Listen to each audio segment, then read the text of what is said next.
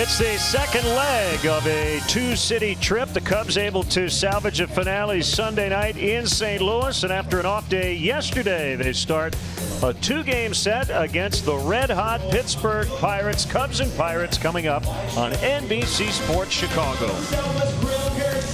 Great to have you with us tonight. Trade deadline day, along with Jim DeShays and Len Kasper. And the top three teams in the division all made deals today. The Cubs acquired Brandon Kintzler from the Washington Nationals, and the Pirates throwing their chips in too.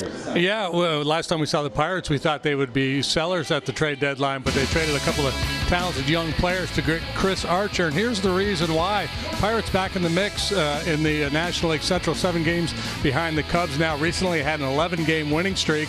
They've won 15 of their last 19 ball games. And the Pirates also acquiring Texas closer Keona Kella as well to add to their bullpen. The Brewers acquiring infielder Jonathan Scope from Baltimore. Let's get into the pitching matchup tonight. John Lester will take the ball for the Cubs. Yeah, and last time out outstanding against the Diamondbacks. Took a shutout into the 7th inning, allowed just a solo home run in that game. So 6 innings, 1 run, punched out 7. Got a bunch of swings and misses, did not walk a single batter. The Cubs 17-4 when Big John takes the mound, and he's up against Jamison Tyone, the big right-hander. He's been on a nice roll of late. A loser in his start against the Indians on Wednesday, but rock solid 7 innings, just 2 runs allowed. Anthony Rizzo in the leadoff spot for the 16th consecutive game. He has homered in 3 of his last 4 and has really good numbers against Tyone. Rizzo and the Cubs against the Pirates coming up next.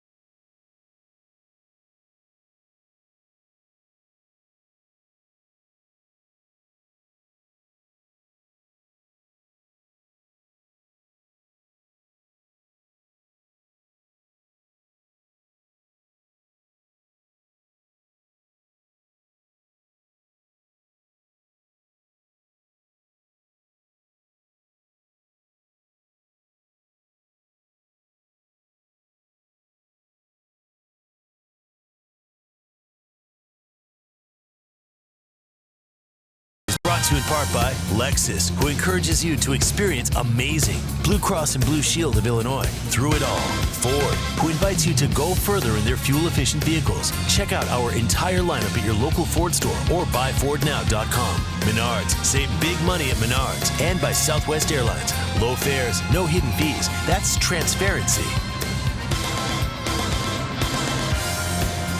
Now the Cubs Southwest starting lineup. 1-2 on the road trip, 6-6 Since the All-Star break, Rizzo, Zobrist, who had a huge night Sunday in St. Louis. Hayward and Wright batting third. Javier Baez playing third and batting in the cleanup spot. Almora in center. Ian Happ, the Pittsburgh native, in left. Wilson Contreras, the All-Star catcher, batting seventh. John Lester, the pitcher, eighth. And Addison Russell, the shortstop, ninth.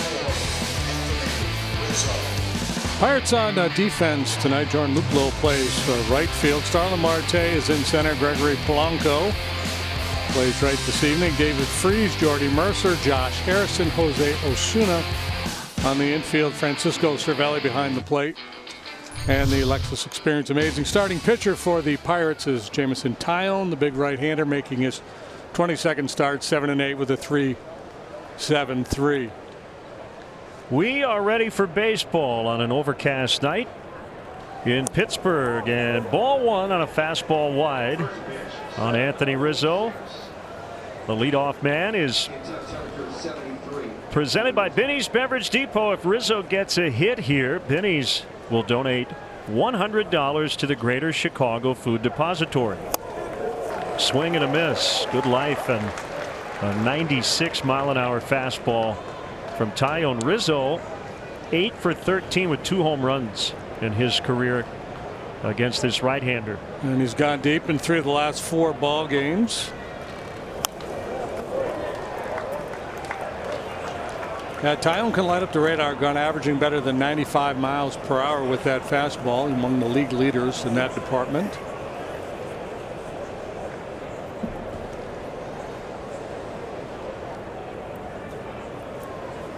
One, two is bounced foul near the Cubs first base dugout. Jerry Meals, the crew chief, behind the plate tonight. Chris Guccione, Ramon De Jesus, and Ed Hickox are on the bases.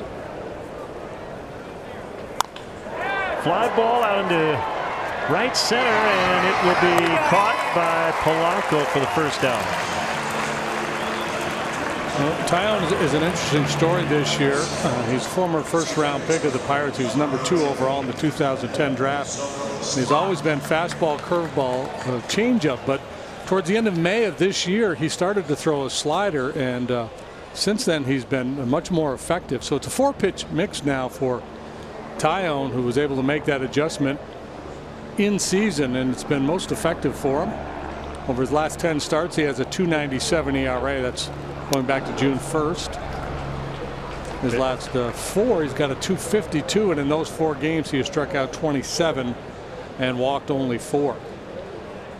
1 strike on Ben Zobrist, who had 4 hits Sunday in St. Louis, including a home run. The Pirates pitching well, as you would imagine, considering how hot they've been. Collective 2.75 ERA their last 20 games. A bouncer to the first baseman, Osuna, and for the injured Josh Bell, 2 down. And we'd like to welcome all our NBC Sports Chicago viewers in Auburn, Indiana, watching on Auburn Essential Services tonight. 73 degrees. A lot of rain late this afternoon, but it cleared up about an hour and a half ago. And the batter with 2 outs is Jason Hayward. First pitch swinging, and he pops into left. Coming in is Luplow, and that'll do it. A 9-pitch 1-2-3 first for Taillon.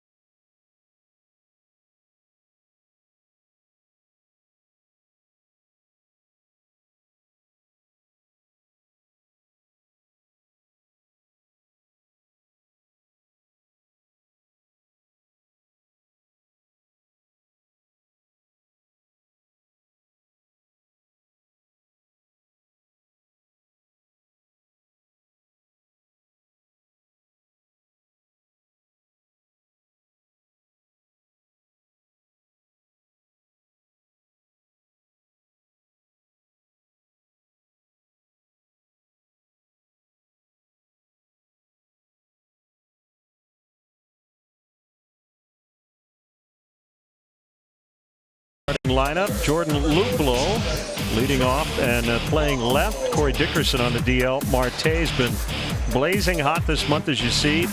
Polanco's had a strange up and down year. More on that later. David Freese, the third baseman, in the cleanup spot. It's been another injury-plagued season for Cervelli, the catcher, hitting fifth. Josh Harrison, sixth at second base. Ozuna, Mercer, and Tayo. Notice the first names of the 5 through 9 hitters all start with J. Wow.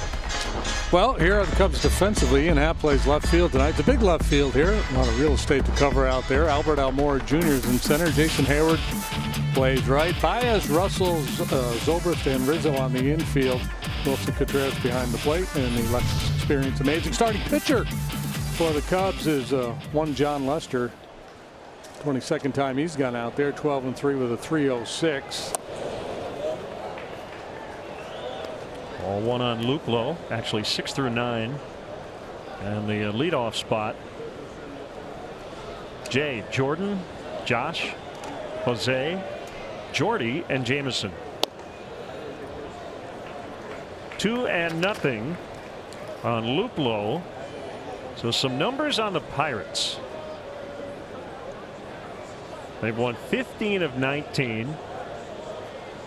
Although they've dropped 3 of their last 5 since an 11-game winning streak. Scoring almost 6 runs a game over their last 15. With a lot of home runs. They're 10 games over 500 against the Central Division. Only one time since the NL Central was formed in 1994, they had a winning record within the division.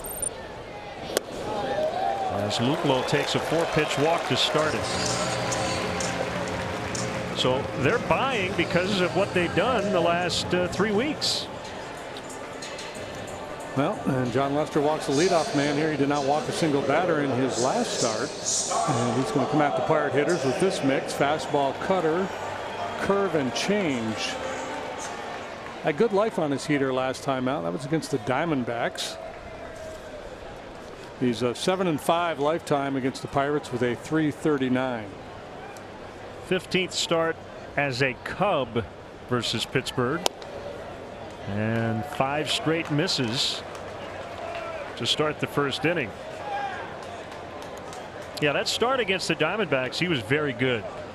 6 scoreless innings before A.J. Pollock hit a solo homer to tie it in the 7th. He got a no decision. The Cubs won that game 2-1. There's a strike, and it's 1-1. The most realistic chance for the Pirates would be to grab a wild card spot. There's 7 back in the division, but only 3.5 out in the wild card race. Top 2 teams make it. And the thing about the Pirates deals that they made today, they got both the pitchers that they brought in here, Kayla and Archer, are both under control for a while. So it's not like they acquired rentals. They did give up a lot of talent. A couple of guys who were, Tyler Glasnow at one point was probably their top pitching prospect. His star has dimmed some the last couple of seasons. And Austin Meadows, who projects to be a very good major league player, both going to Tampa in the Archer deal. The Cubs acquired sinker baller Brandon Kintzler from Washington. I would assume he'll be here tomorrow, which is his 34th birthday. Cubs gave up a minor league right-hander, John Romero. 2-2 pitch is fouled off.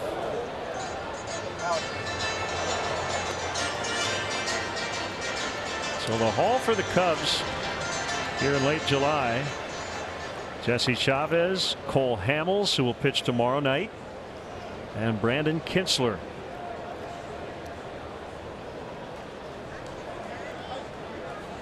And only one player traded off the big league roster in those deals. That was Eddie Butler. A fly to center.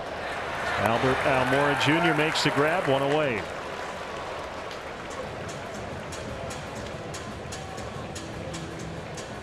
Kintzler's a great story. He was a 40th round draft pick of the Padres. Pitched there a couple of seasons, sat out a year dealing with injury, then came back through the independent league route before he made his big league debut with Milwaukee in 2010. He was an all-star last year for the Twins. Yeah, so he has experience pitching in high leverage situations. As you mentioned, he's a sinker baller. He gets a lot of balls on the ground. He's a guy who can come in with a couple guys on base, dial up that double play ball. A strike on Polanco. And he's good against both right and left-handed hitters, so he's versatile. And Joe Madden, speaking before the game today, talked about how thick his bullpen looks these days. Big lead by Luplow. Here's the pitch by Lester. It's downstairs for a ball, 1-1. Polanco got off to a hot start. He hit 5 homers in his first 11 games, including 2 at Wrigley Field on April 12th. And over his next 50 games, hit 185 with just 3 home runs. But now in his last 35 games, 342 average, 10 home runs, including 8 hits over his last 3 games. It's kind of been the narrative with the Polanco the last couple seasons plus, where it's okay, here he comes, he's going to, fulfill all that promise, and then he fades, and then he gets hot again. And but overall, the number's really good this year. He's got 18 home runs. He leads their club with 58 batted in. He's tied for first among National League outfielders with 45 extra base hits. High bouncer, and Rizzo will only have first base.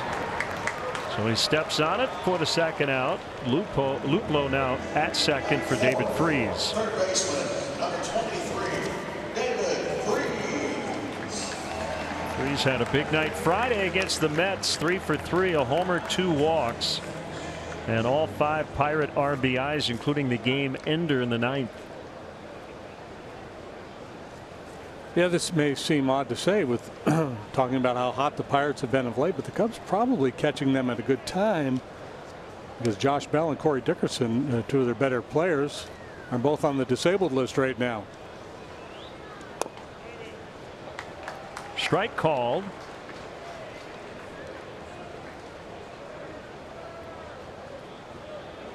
Now that 11-game winning streak included a 5-game series sweep over Milwaukee going into the break. That helped propel the Cubs into first place.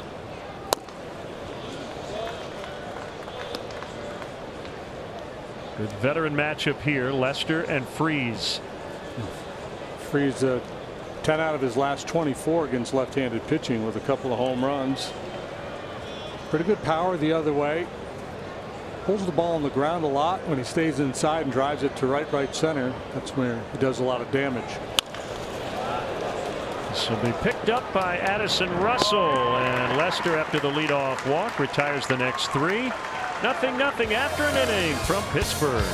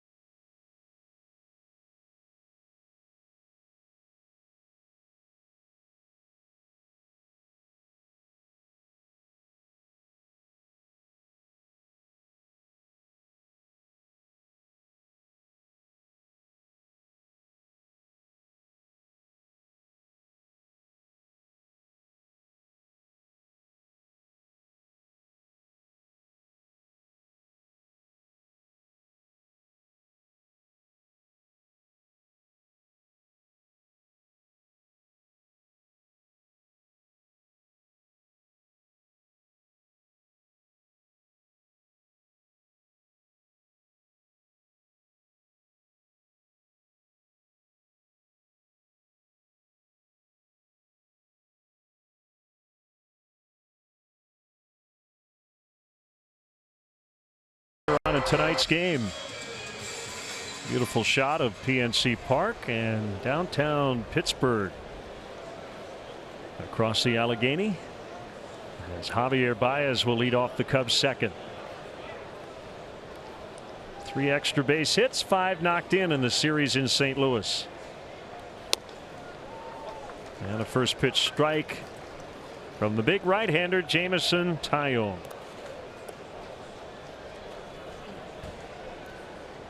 Javi's playing third tonight.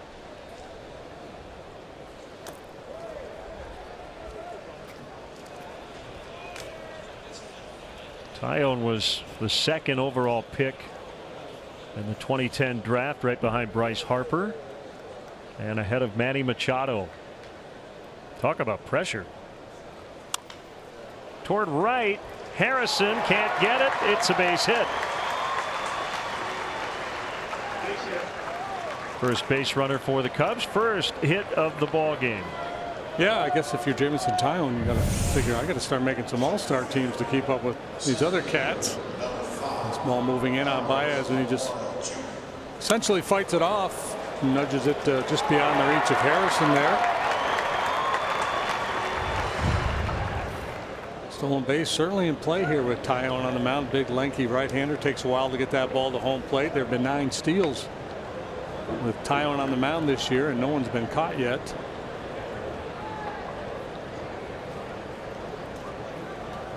Bunted by Almora. Cervelli will pick it up and throw to first in time. It's a sac bunt for Albert.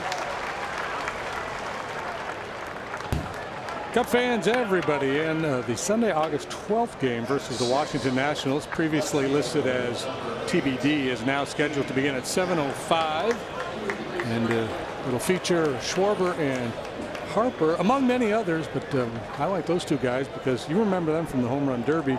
And yes, Bryce Harper is still a Washington National. Tickets available at Cubs.com. Some Harper trade rumors circulating yesterday and today. And Mike Rizzo said earlier today, we are not trading Bryce Harper. Good ad-libbing, by the way. The off day did you some, thank you. Some good. Yeah. Swinging strike on Pittsburgh native Ian Happ.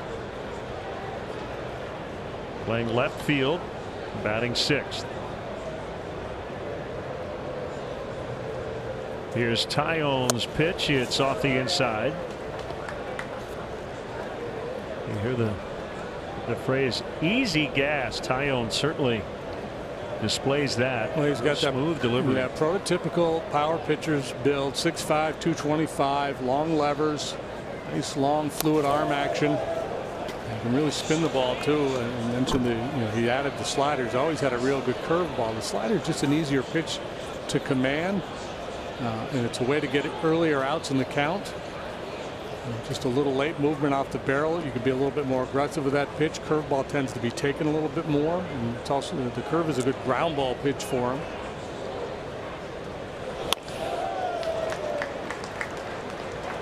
Three and one on a patient hitter. Couple of shots here to get the first run of the ball game to the plate. Baez standing at second. Swing and a miss. Or strike 2.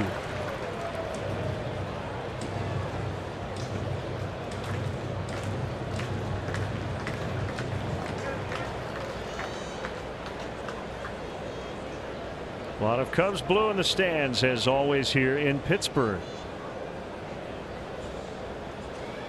And Happ fouled that one off himself, and will have to walk it off. The Cubs' first look at Taillon this year. He's made 5 starts against them previously, and he's 2-3 with a 5.06. Back leg, back knee, outside of the left knee.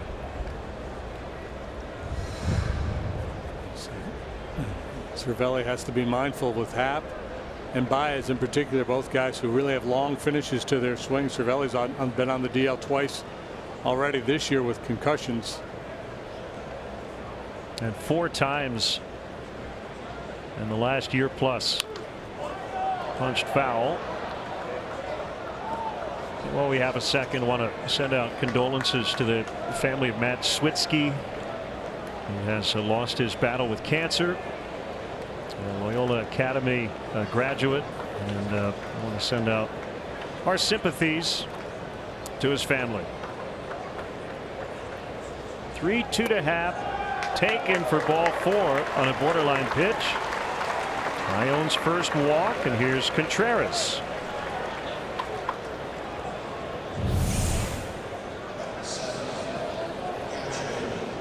Overhand curveball down below the knees. And Happ, as he so often does, works a walk.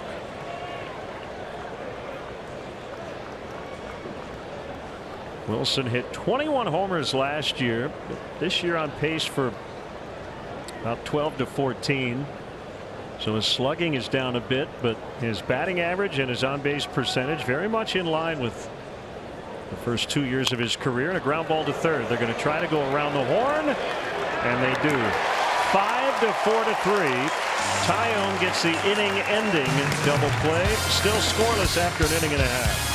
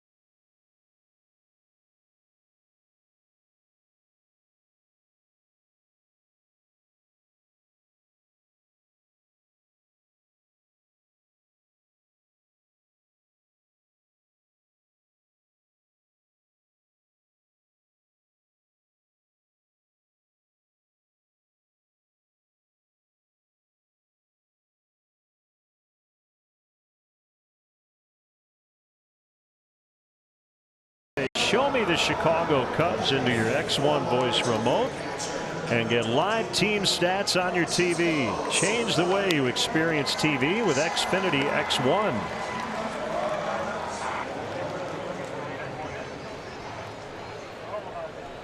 Cervelli, Harrison, and Osuna against Big John Lester.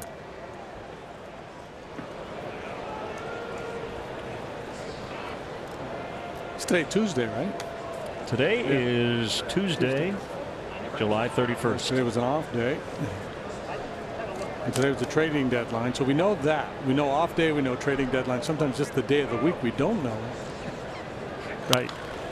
Cervelli pops it up. And it'll be just behind the Cubs dugout.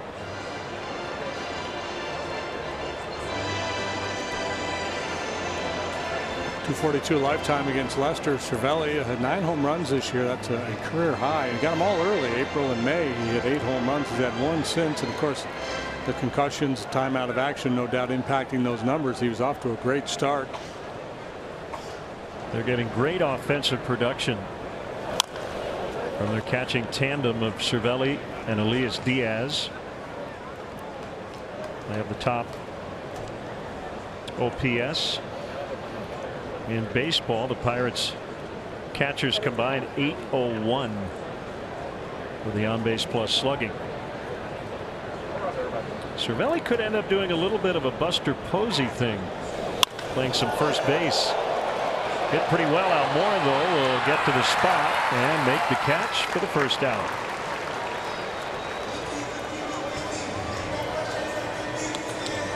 The Chef Series presented by Maker's Mark offers fans a dynamic menu inspired by celebrity chefs and their take on ballpark favorites. The next featured chef is Matthias Merges from Mordecai, whose American cuisine and signature cocktails will be featured during this weekend's San Diego series. For details, visit Cubs.com/chef series. That'll be a 4-game homestand. Padres, Cubs, and then back to the road for 3 in Kansas City next week. Josh Harrison, 6-for-14 with 2 home runs his last 3 games against Cubs pitching.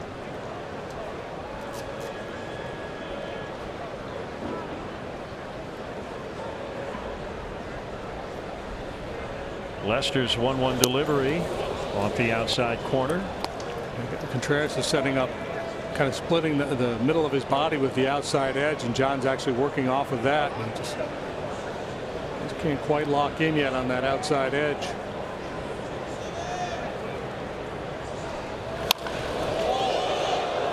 Old foul.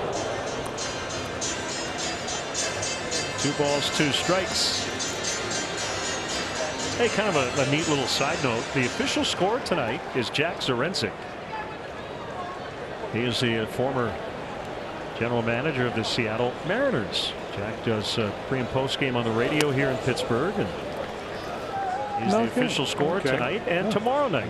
He's a Pittsburgh guy then, huh? Yes, he is. So that's what I heard earlier. I heard the radio playing in the hallway, and there was somebody breaking down all the trades today. Probably him. Harrison takes the walk. Second one issued by Lester. Our Verizon projected starters for tomorrow night, and lefty Cole Hamels will make his Cubs debut facing right-hander Nick Kingham. Hamels struggling in the month of July with Texas, but he's got a new uniform on and had a chance to talk to him the other night. He's really excited to be a Chicago Cub. Yeah, I think this will serve him well in getting out of Texas. One, that ballpark is a really tough place to pitch, and his numbers at home were not good this year. And then, being on a bad club, I think he will be energized with this move. When you look at his numbers, his velocity was right around where it always is. So it's not like a guy who's losing his stuff. I think it's just a matter of getting locked back in. Jose Ozuna. John's been missing off that outside corner with his fastball against the righties here early on. Yeah, so I think that the plan B, unless he gets that release point figured out, is to start throwing the breaking ball early, try to get the 0-0 curveball over, because he doesn't like to just groove his fastball. In the air down the right field line and deep. Hayward will have to play it off the wall. Harrison to third. It's a sliding double as Ozuna almost overslid second base. First hit for the Pirates, and they have 2 in scoring position here with 1 out. Aggressive swing on a 2-0 fastball, so he did challenge. It was down, but over the heart of the plate. Ozuna with his head right on it, takes that low ball and just drives it into the right field corner. This ball really carried.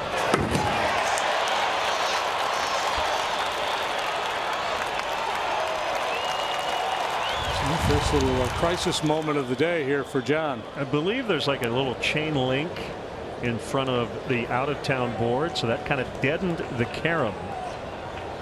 And Hayward had a choice to make as Mercer takes a curveball in the dirt. So I think Hayward's thought was, I'm probably not going to catch this ball, and if I leap and I don't get it and it hits above that board, that could turn into an inside the park home run. And by playing it the way he did with Harrison not sure, he didn't score. And we'll see what will happen here. Harrison caught in a rundown, and Baez will tag him out. No throw made. So first and third with 2 outs, and it'll be Tyone the pitcher, so Lester gets a big second out.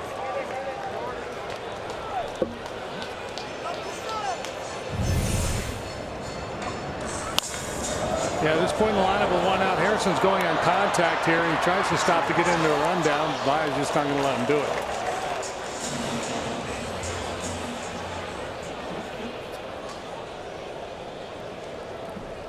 Harrison was just trying to stay in the mix long enough to allow Mercer to get to second, which he was unable to do. Swing and a miss. I was going to reference Hayward. He started in center field Sunday night. Late in the game, he shifted to right. He made a great play leaving his feet against Jose Martinez in the 8th. And he also kept Jairo Munoz from scoring on a pretty deep fly ball. That typically is a pretty routine sacrifice fly, but his reputation is so that they didn't even test it. It was a bad no send. Yeah, I was watching that. I was watching that game that night. I was at home. So night A-Rod stirred everything up. But yeah, I couldn't believe they didn't send him. And they were down 3, but that's probably the deepest fly ball I can remember on which the guy did not try to score on the tag play from third. Yeah, because what you do there is you tag and you score, and then the back runner gets into scoring position. Now you got a 5-3 game with a man in scoring position. But he scared them. They were scared of him. Taillon with an awkward swing, and Lester gets out of it. Pirates strand a couple. Still 0-0.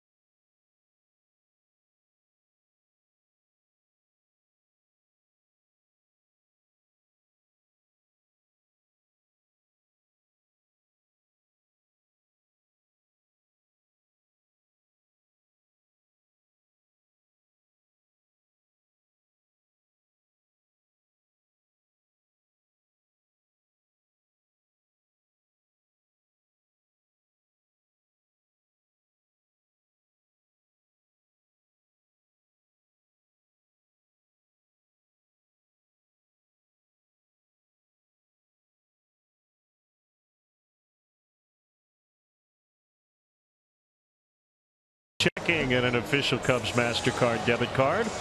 Only available at your local Wintrust Community Bank. Go to wintrust.com/Cubs to learn more. Members FDIC.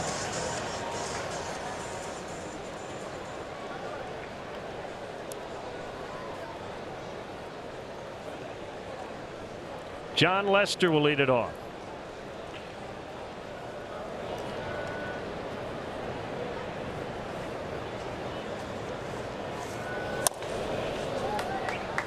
Ball 1.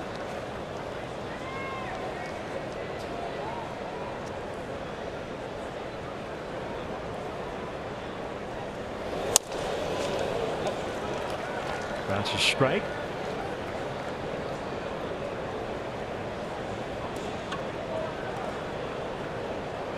John had a big day offensively here back at the end of May. 2 for 3. An RBI and a run scored. Done a nice job with the bat this year. He always seems to get his bunts down. He's gone deep. He's driven in 7.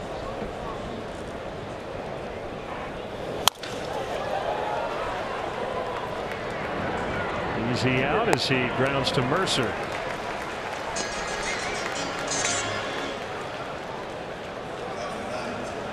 Shortstop, number 27.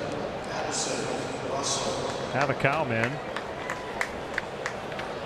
Here's Russell batting ninth. This has to bring back memories of his rookie season. 120th career start in the ninth position. 116 of those starts came in his first year. I think right now it's more by default. At that time, it was to ease him in, take a little pressure off Addison. But with Rizzo batting leadoff, somebody's got to hit ninth. With the pitcher now batting eighth. Yeah.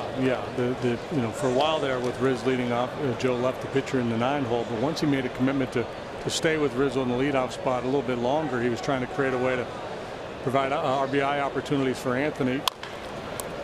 Mercer ranging to his glove side, and the free agent to be makes the play. Mercer very dependable out there at shortstop.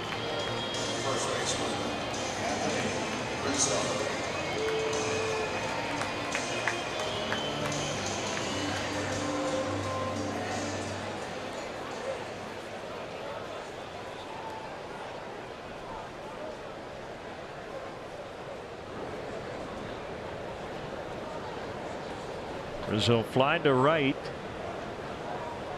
as the first batter of the ball game.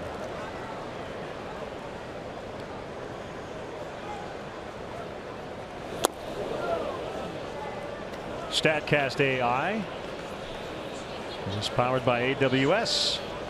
A-OK.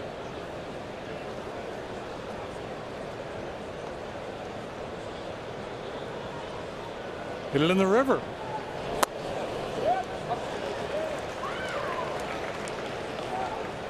Lefty's hitting .261 against Tyone. Right-hander batters just .229. They've each hit 6 home runs against some lefties and righties. Good feel for that breaking pitch tonight. That's a slider, maybe more of a cutter, but 92 just boring in on Anthony, who's enjoyed success against the big righty. And he loves hitting in this ballpark.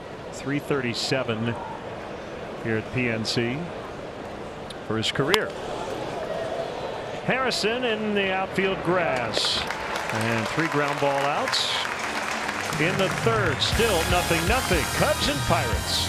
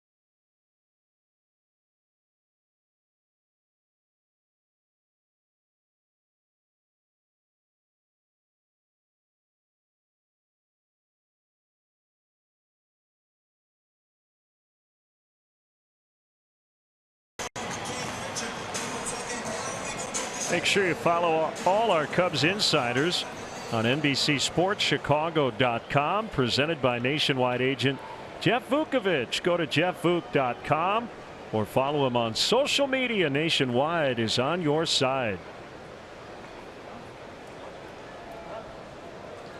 Bottom 3. Top of the order for the Pirates. Luplow walked on 4 pitches in the first. And he hits a ground ball wide of third. It's foul.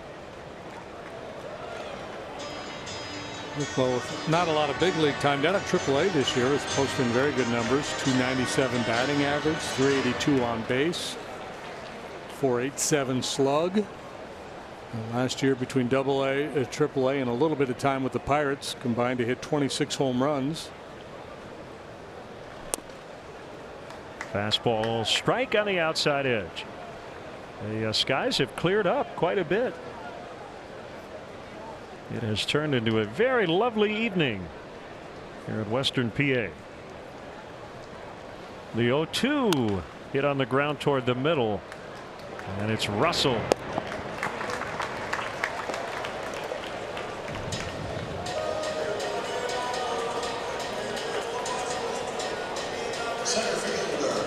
So I think a lot of baseball fans are familiar with Bill James, considered by many to be the father of modern day analytics, sabermetric movement. He's done some work with the Red Sox. Yeah. He came up with a formula a while back. It's a power speed number. And in the National League, Javi Baez and this fellow here, Starling Marte, ranked 1 and 2. Marte, yeah, 25 steals, tied for the major league lead with D. Gordon. That feels like a low number to lead the majors, doesn't it? Going into August? Well, yeah, but stolen bases. Big part of the game. Yeah, usually there's an outlier. Usually there's a guy or two that runs wild. Hit well to right. Hayward leaps and he makes the catch. I think a little unsure of how close he was to the wall, so he went up to get it. Yeah, probably could have taken another stride, but again, this ball really carrying well the other way. We saw the one Osuna hit go all the way to the wall, and this time Jason able to leave his feet, use his reach to haul this one in. Marte continues to make very good contact. Is the power speed number all extra base hits plus stolen bases, or is it just homers? It is 2 times 2x HR times stolen base, all over stolen base plus home runs. That's the formula. Okay. So if you're a little leaguer and you keep track of your stats, you can impress your buddies by letting them know what your power speed number is. I should know this, but why isn't it simply add homers and stolen bases? I don't know. I just saw the formula. Yeah, I think I've seen the note on Baseball Reference. Yeah. And there's a reason. There's I'm sure a very good reason for it, whether it's simplicity. These math guys. Ooh.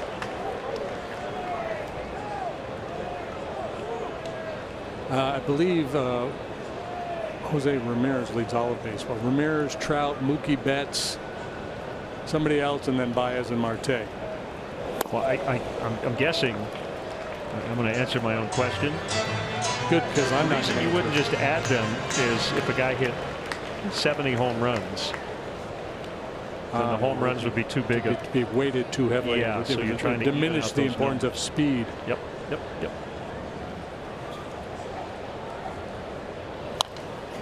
It's kind of like OPS. It's far from perfect, but we use it a lot. That is on base plus slugging. Right, and that's why weighted on base is probably a better statistic, because it does acknowledge the fact that on base percentage is more important than slugging. Or weighted runs created plus. I mean, you can get really deep.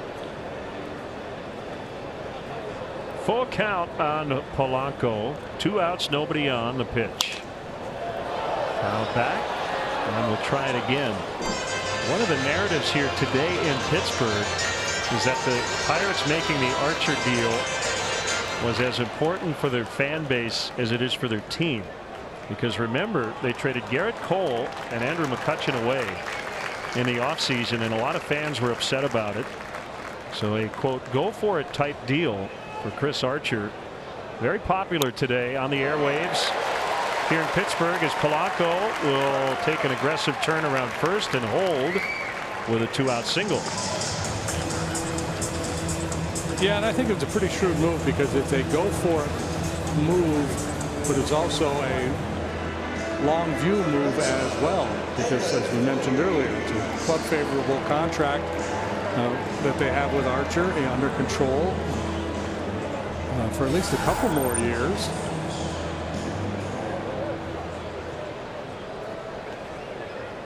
Neither Archer nor Keone Kela with the Pirates just yet. So they're playing with a 24-man roster tonight. David Freese takes outside for ball one.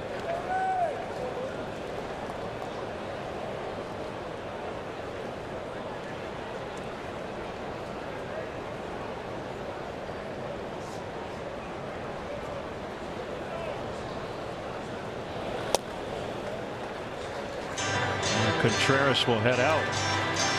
Now, I was talking with somebody in the press box today. They're saying that the last time the Pirates made an in-season move of this magnitude, you have to go back to Zane Smith in 1990. From Atlanta? It would have been. Or did he go to Atlanta? Montreal. He went from Atlanta to Montreal the year before. Moise Salou was a player to be named later in that deal, going to the Expos. The Archer's under contract through next year, plus club options in 2020 and 21. That's 3.5 seasons they're going to get potentially out of Chris Archer. 3-1 now as Lester has worked from behind in the count a little more than he would like. He's very frustrated with Jerry Meals back there. He's not getting those borderline calls. And, we talked about it being a pleasant night, but it's muggy, and the big guy can lather up with the best of them. Got the whole Ted Stryker thing going on right now. Fly to right, Hayward again, and this one is off the top of the wall. Polanco's going to score. Freese missed a home run by maybe a foot. That's a 21-foot wall out in right field in honor of the late Roberto Clemente. And Freese hit that ball about 20 feet up. Yeah, he was pointing out to the outfield as he headed toward second base. He thought a fan reached over and thought it should have been a home run, but I don't get the sense that the Pirates are going to challenge. It looked a little short. And this is his power. We talked about it first time up. Pull side, it's usually on the ground. Opposite side, it's in the air, and a lot of times with authority. And Freese stays hot. And the Pirates have the lead. Back-to-back 2-out hits here.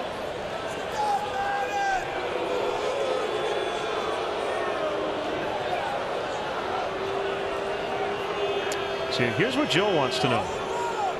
He said, if it's fan interference, is it possible Polanco would be held at third? Which I think is worth asking, right? Mm-hmm. So originally the Pirates were looking at the video to see if maybe it had been a home run, and then I think Joe was thinking, well, wait a minute, and there may not have been any sort of interference here as the fan reached out. I think he whiffed on it. Well, that was a lot closer than I thought. I think it hit the chain link fence. That may have been within inches of getting out.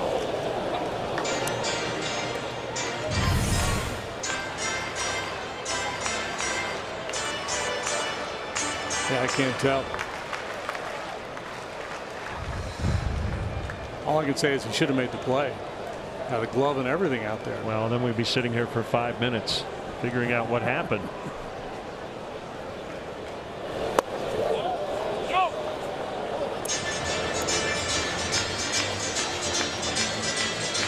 So if that fan caught that ball, my guess is it would have either been on replay called a home run, or it would have been second and third, no runs. I think by avoiding touching that ball, we have this situation. A double and a run scores. I would agree with that. Which is kind of weird, right?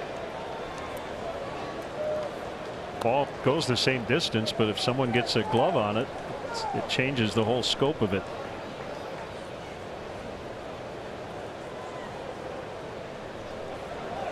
One and two on Cervelli.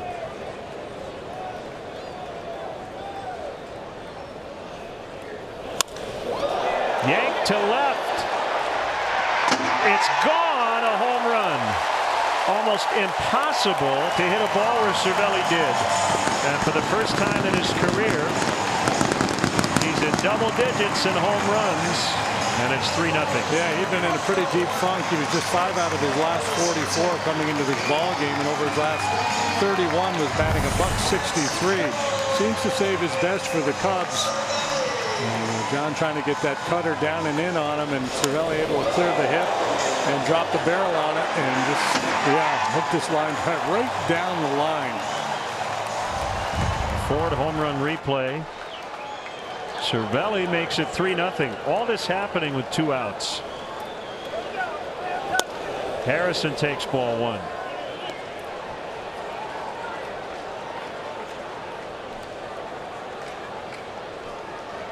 .325 with a low wall in that left field corner.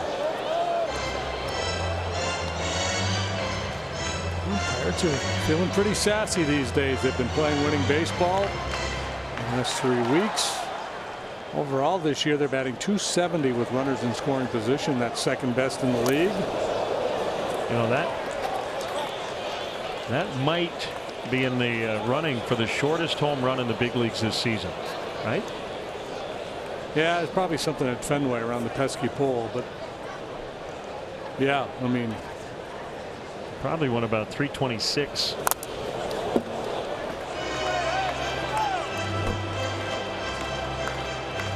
They're saying 328 via Statcast.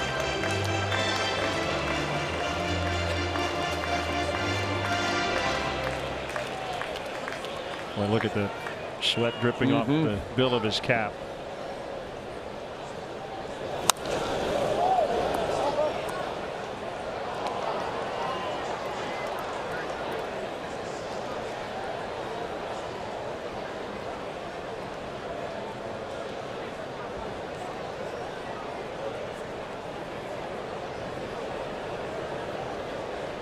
Back to work on a 1-2, and he went after the high one for strike 3. Freeze an RBI double. Cervelli a 2-run homer, and it's 3-0.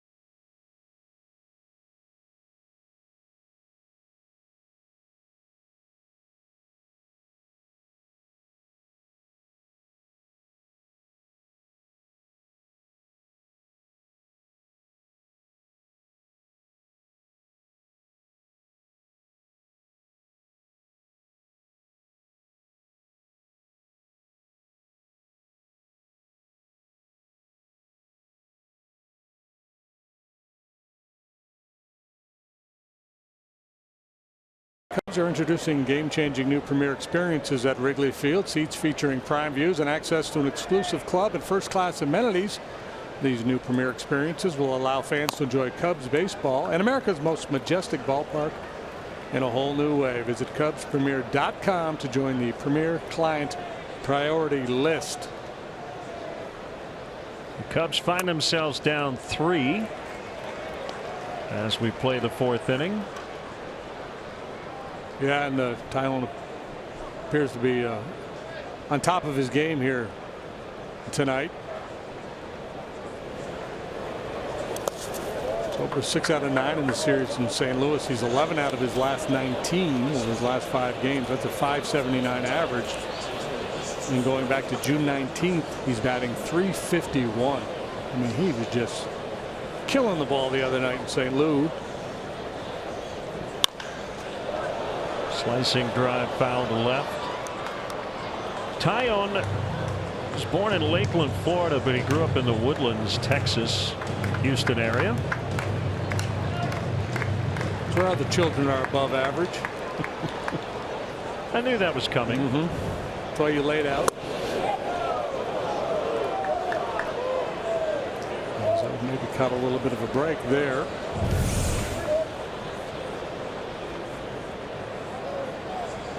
Doesn't use the changeup much, but that slider curveball combination and with the velocity, he's got plenty of weapons.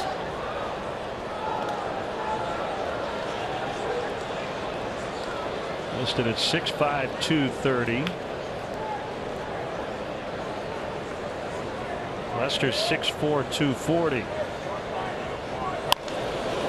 Out into right center. Polanco long stride and can't get it. Marte backing up the play. He'll throw to second late. Zobrist has a leadoff double.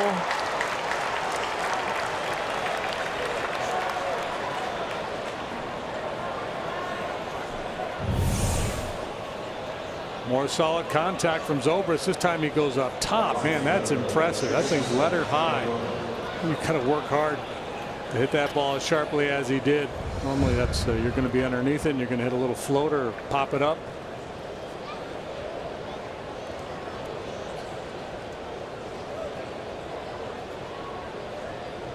Hayward 0 for 1. Jason takes on the Pirates. Brought to you by AARP. Batting .400 against Pirates pitching. .333 career average in this ballpark.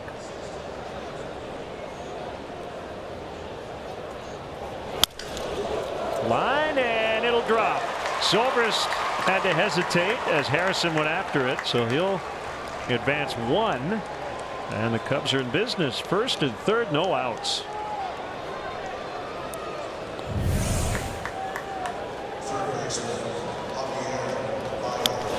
Yeah, a little crack bat and floater out there. Whatever it takes. So he continues his good work against the Buccos. And sets the table for Cubs' best RBI man. Baez starts the night 1 off the league lead. He's knocked in 79.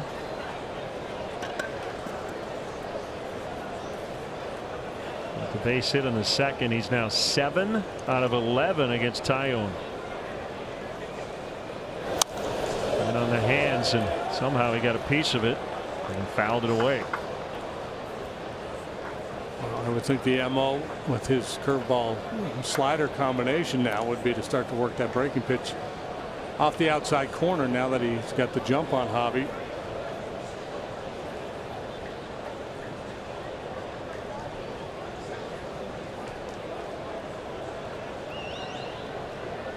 The stretch and the 0-1. Swing and a miss. Here's a fun fact for you. Jamison Tyone this year has walked 7 right-handed batters. That's it, huh? That's it. Got a slider in 92. Yeah.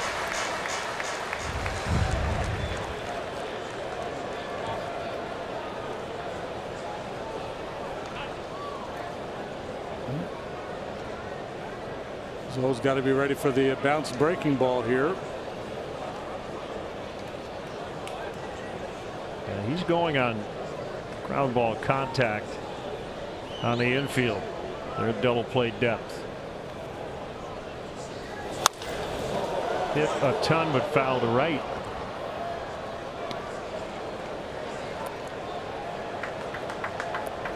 Yeah, as a base runner at third base in this situation, first and third, nobody out, you want them to make a play on you as opposed to turning two.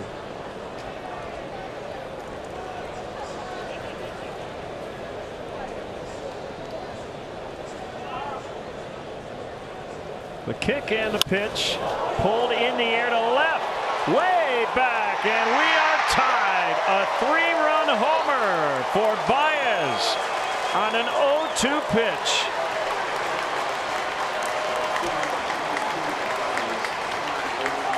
How about that 0-2 hanging breaker, and Baez goes deep for the 22nd time. And just like that, we got a tie ball game. Double, flare, bomb.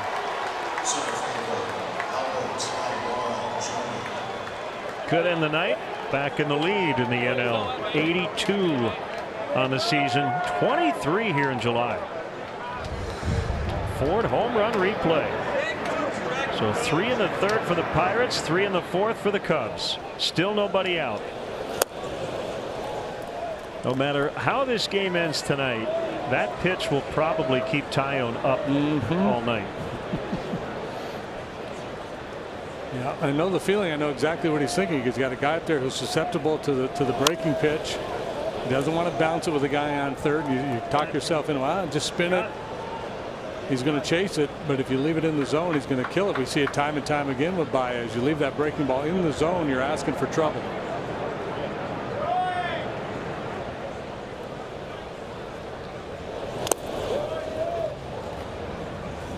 Well, this time on an 0-2, he bounced one in front of the plate. Albert with a sac bunt in the second. Snapped an 0 for 13 with a pinch hit single on Sunday, and he's called out on strikes here. That is the first strikeout for Tyone.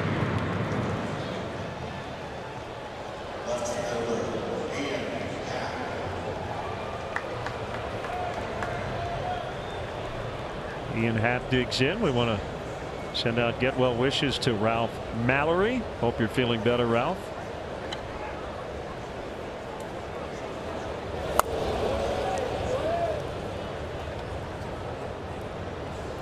I believe that was the changeup at 90. We might have a little bit of a hot gun here today.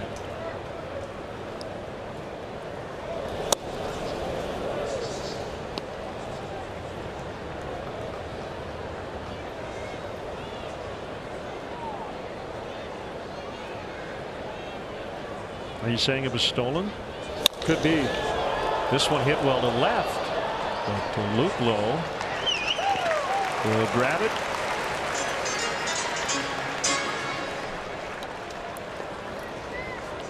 The Cubs have teamed up with a number of organizations to help raise money and awareness. On select nights in August and September, fans can lend support by purchasing tickets through the Community Nights page, as a portion of proceeds will be donated to each cause. More information is available at cubs.com/communitynights. Contreras with 2 outs. This one out into deep left center, and it will hit the door to the bullpen. It probably hit it 400 feet for a long double.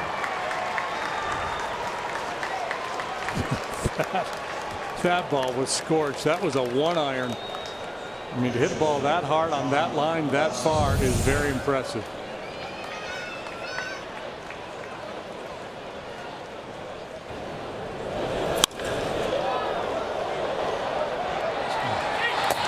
Knocking on the door. Let him in.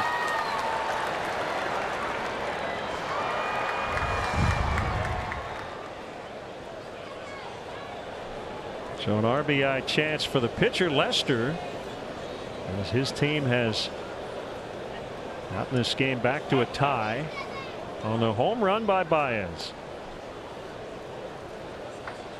So Tyone now against Baez. He's allowed him to go 8 for 12 with 2 home runs. That will be instructive for Clint Hurdle the next time through the order. Whether or not Taillon even gets a chance to face Baez again.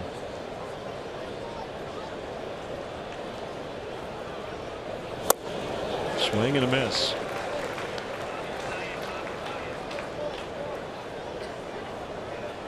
Might there be a day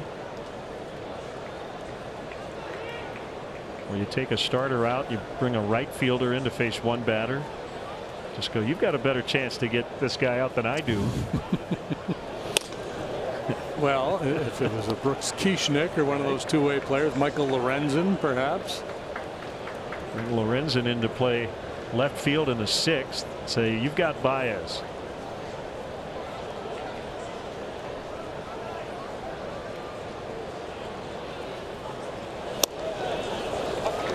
One and two to John.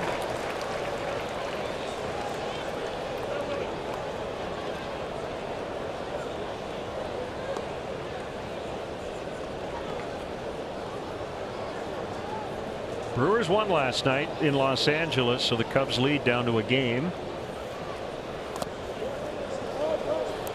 They are +3 in the loss column, and the Cubs have 4 games in hand. Milwaukee has 47 defeats, the Cubs just 44. Wade Miley, Walker Buehler pitching in the Brewer Dodger matchup tonight. Line and caught. Mercer robs Lester, slams his batting helmet down. Thought he had a go-ahead hit, but a game-tying 3-run homer makes it a 3-3 game in the 4th.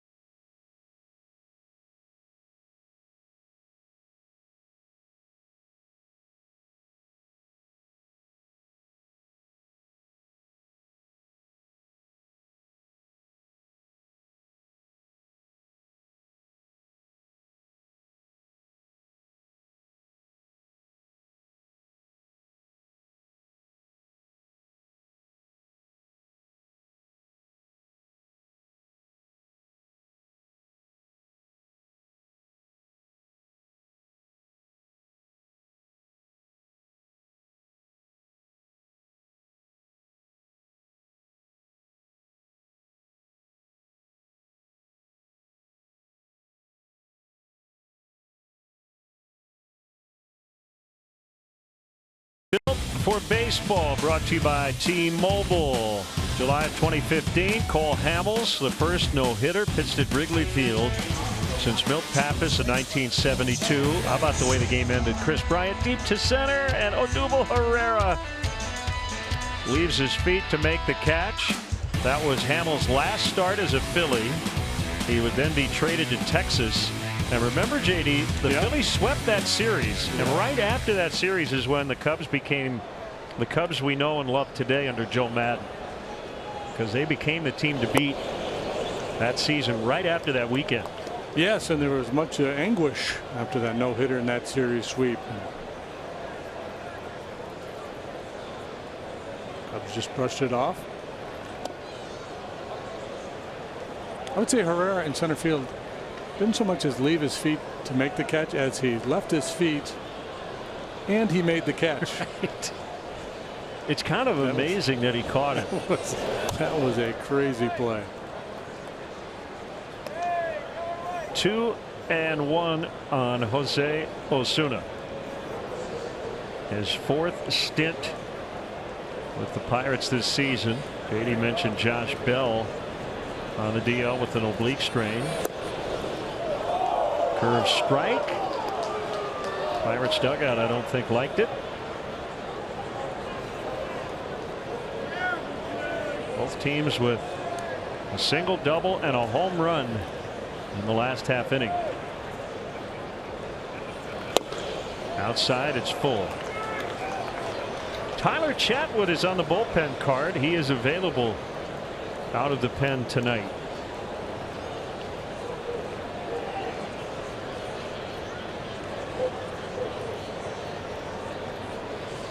The pitch. Off Joey Cora at third base. Might have gotten him in the arm or the chest. Didn't even flinch. I'd be on the ground writhing in pain. It's a little ouch from Cora. Ozuna hit that ball off the wall in right field last time. Really scorches this one. Well, Joey's lucky that missed hitting him in a very vulnerable area up top. Probably a step deeper if I were Cora. Ozuna strikes out.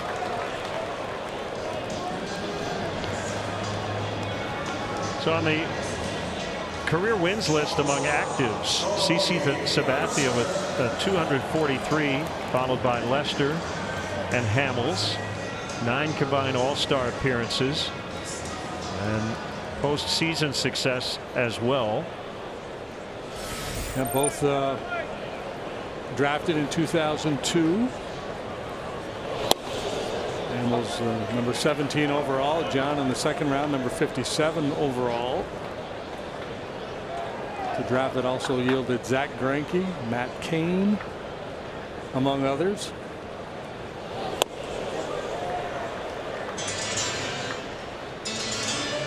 So a pretty good catcher out of Canada by the name of Joey Votto. Yeah, it turned out pretty well for him. He was listed as a catcher. And interesting. Yeah, I didn't realize that when he was drafted. So I was thinking earlier about Jordy Mercer. He goes into free agency after the season. This is his 799th game as a Pirate. Obviously, last winter was not particularly friendly to a lot of free agents. But he's been durable, and he's been the guy at short for a long time here in Pittsburgh. It'll be interesting to see what sort of market there is for a 32-year-old Jordy Mercer. And a base hit out into right center. So Mercer aboard with a single.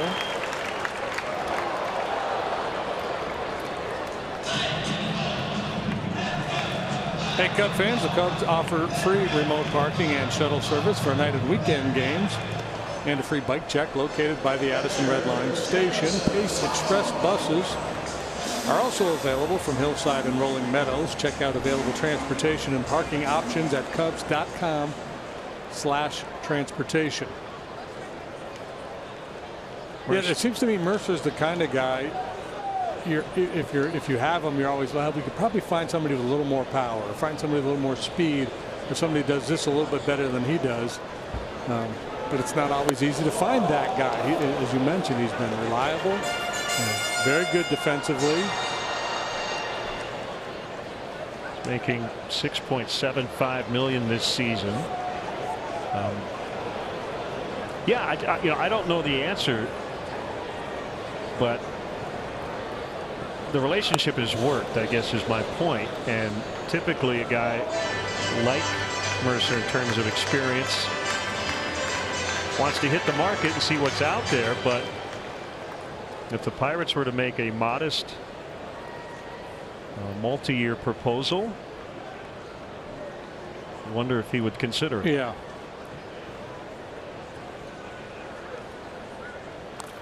Because you could go possibly from, hey, we'll give you 2 years, $14 million plus a third-year option or something like that, to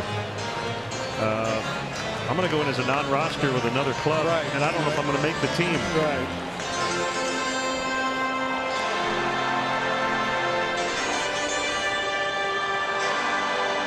1-2 on Tyone.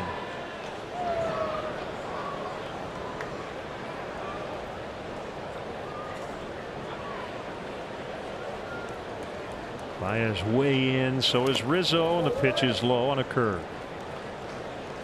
Yeah, I think that's where his agent, you've got to do your due diligence and look around the game and to try to identify markets where they have a need, and he would be their top priority, or a guy that they could slot in fairly easily.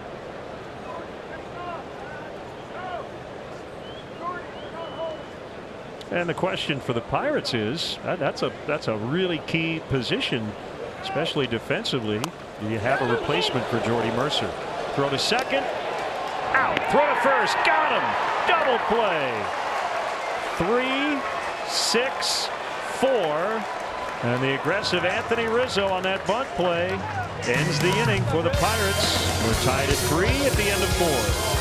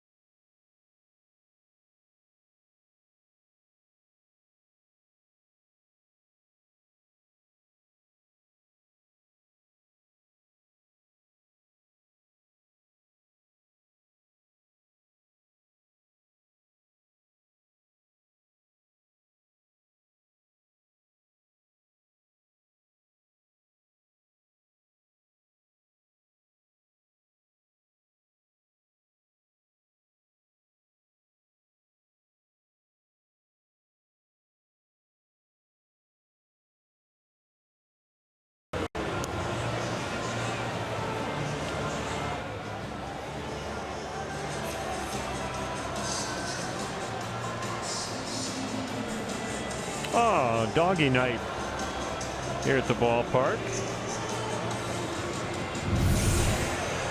How about Anthony Rizzo? Nobody does it better. Teams continue to try to bunt. Every now and then it works, but a lot of times this is the end result. He cuts down a lead runner. In this instance, they end up getting 2. And there's a great example of the the Utley rule, where you can't take a guy out at second base. Mercer sliding to the base, not through the base, makes it fairly easy for Russell to turn that double play.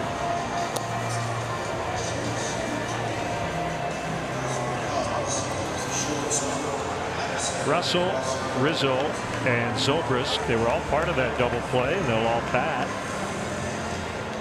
here in the 5th inning.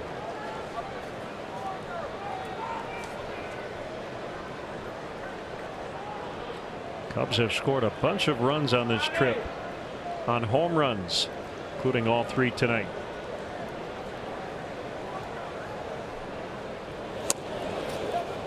Fastball is inside.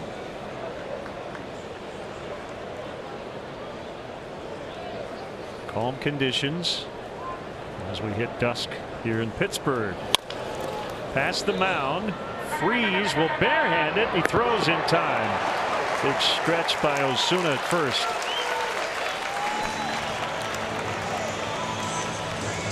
Almost looked like Freeze had to reach back. Yeah, that's a tough play for a third baseman to barehand it, considering the angle. Yeah, I guess he was just kind of working his way around it so he could get a little angle so he could catch and throw all in one motion.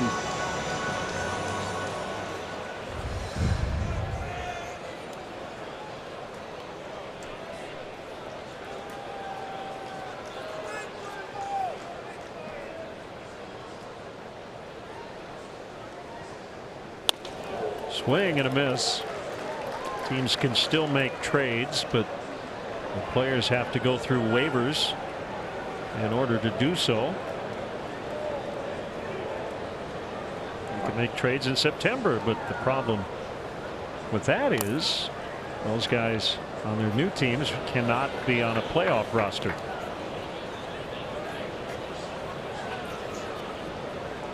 Maybe the biggest surprise of the day was that Matt Harvey was not traded.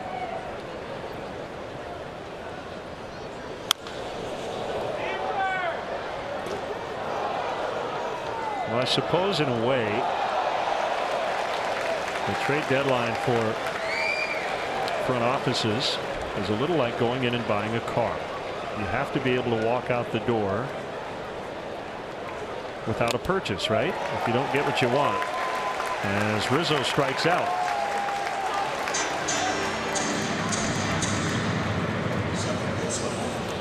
Hold that thought. Okay. NBC Sports Chicago is looking for the biggest Cubs fan to appoint as the next Cubs authentic fan of the game. Someone who supports the team through thick and thin. Do you have what it takes? Enter at NBCSportsChicago.com/CubsAF. That guy's got what it takes. With the idea that you still theoretically could make a deal in August. Yeah, and I would imagine there's all kinds of conversations that take place. I mean, here's the player we're targeting. Here's what we hope to give up to get him. Here's what we're willing to give up to get him, and here's the line that we will not cross to acquire said player. Sounded like the Rays basically told the Pirates they will not trade Archer if Meadows is not involved. So Neil Huntington had to make that decision. To get Archer, I have to give up Austin Meadows. Yeah, and I think the way Polanco has come along this year with Marte entrenched, Dickerson is maybe more of the wild card in terms of the long-term future here. But if they can lock him up, then they're going to feel pretty good about their outfield situation, even if Meadows goes down to Tampa and just blows up and turns out to be a very good major league player, which it looks like he's going to be. But they have a very productive outfield. They're tops in the game right now. So they have depth at the position they had a need. Archer joins a group of mostly really young starting pitchers here in Pittsburgh.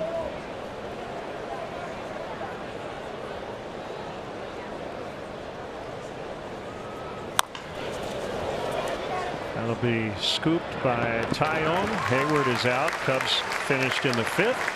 Halfway home on a Tuesday night in Pittsburgh. Cubs 3, Pirates 3.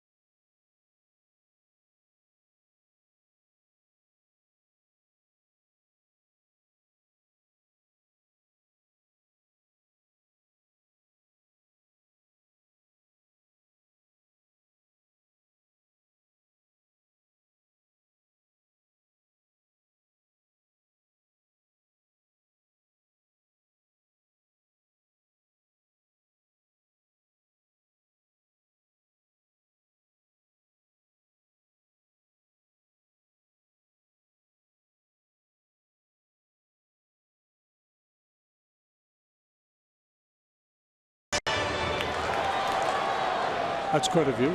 It is. I was thinking it's starting to get dark, like there were some clouds rolling in, but I think it's just nighttime. Yeah, I would That's agree. another reason why it gets dark.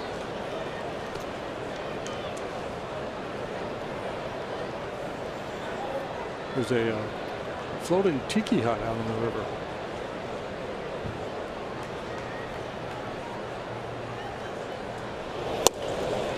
Two and 0. Luke Lowe has walked tonight. Check this craft out. Oh yeah. It's like he's pretty lonely. The bar is empty.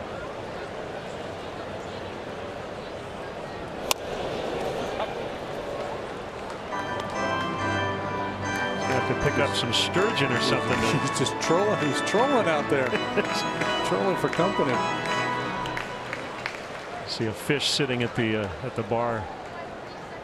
The 2-1 on its way. Swing and a miss. 2-2. Aww. I get it. They're pirate dogs.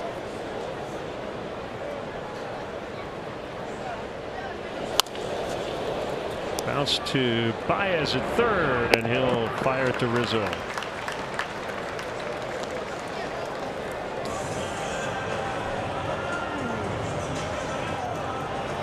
If you love baseball, and we know you do, you can't miss the best baseball show in town. Baseball Night in Chicago, presented by Chick-fil-A. Join Dave Otto, Ozzie Guillen, and Layla Rahimi as they break down the biggest stories surrounding the Cubs and the White Sox tomorrow, 6:30 on NBC Sports Chicago. Look at those guys with their arms folded, looking full of insight. Full of something. Marte. High fly to center field. Now Morecamp. Two quick outs. I wonder how many kids in Chicago are getting hit in the chin with baseballs trying to catch fly balls like Albert does. Didn't Ricky Henderson sometimes do it like that? Or no, he kind of did the snatch sting. Yeah.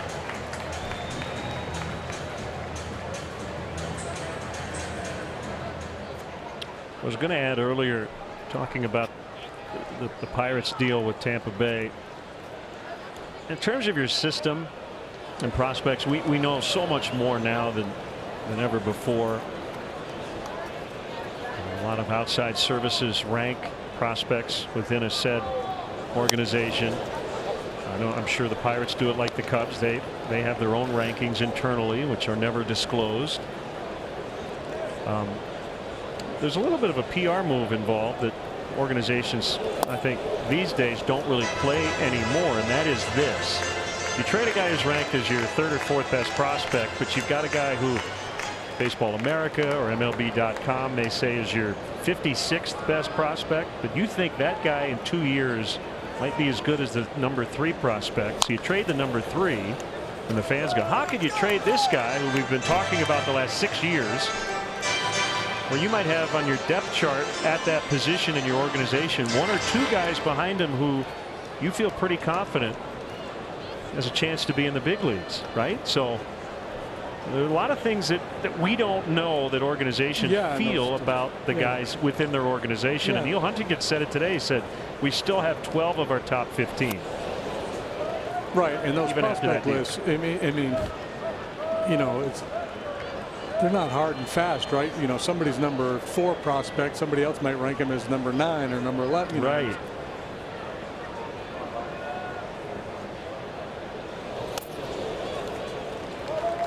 The key is that, and I'm sure again front office people lose sleep over this, is you don't want to over evaluate in terms of think too highly of all your prospects, and you don't want to think too lowly of them either. You got to thread that needle sometimes. Yeah, and I think there's a tendency, and I know this certainly would be the case if I were in that job. I would want to hang on to the guys that I sign and develop. You develop a kind of a relationship, a kinship with those players, and you have to be somewhat cold sometimes and kind of put that aside. You know, what's best for the organization going forward.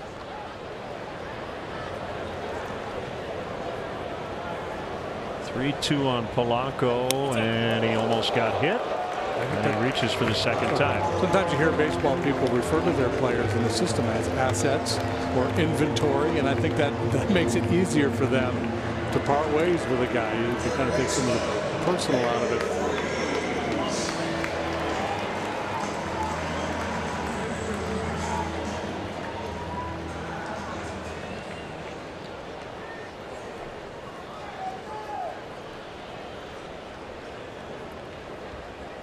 Well, this happened in the third.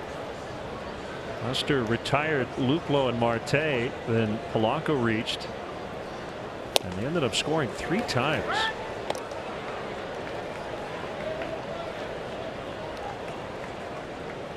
He's able to slip that fastball right by Freese. He punched out Harrison in the second with an elevated fastball. He threw Osuna one in his last at bat. Let's see if he starts to work that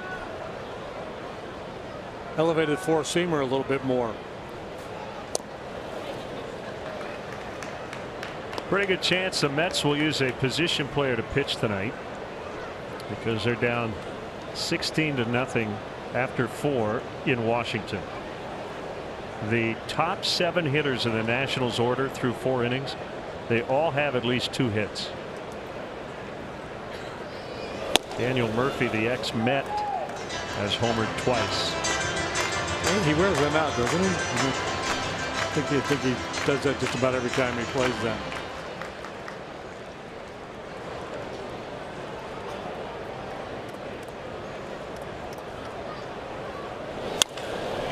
On the right center. Tough play. Almora will not get there, and the Pirates will retake the lead. So they do it again with 2 outs. This combination, Freese knocks in Polanco. And it's 4-3. Yeah, again, Freese goes the other way.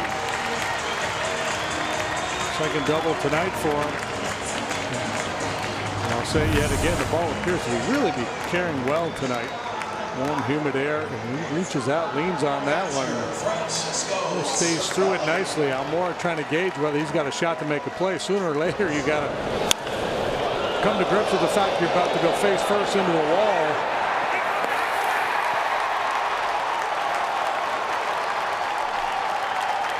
And now you see John frustrated out there, probably more because of the walk than the double. Yep.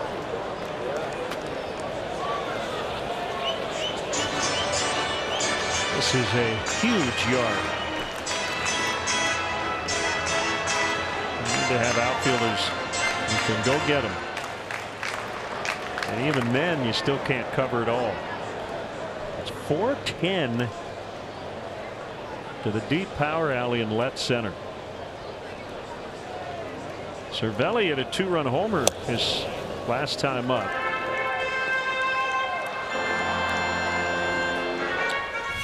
Our high-speed action is powered by Xfinity. 328 feet.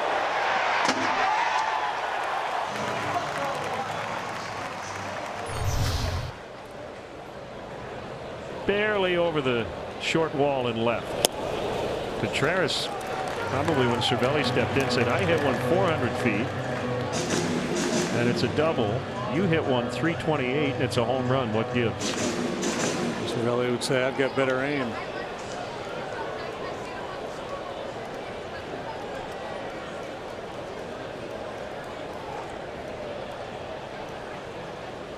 .100 pitches for John. That's why there's some stirring in the bullpen. A base hit. Freese is going to try to score. Here's the throw by Happ. Out at the plate. Schwarber-like from Ian Happ. The Pirates do get a run on the Freese double, but Happ to Contreras keeps them from getting their 5th run. And after 5, it's 4-3 Pittsburgh.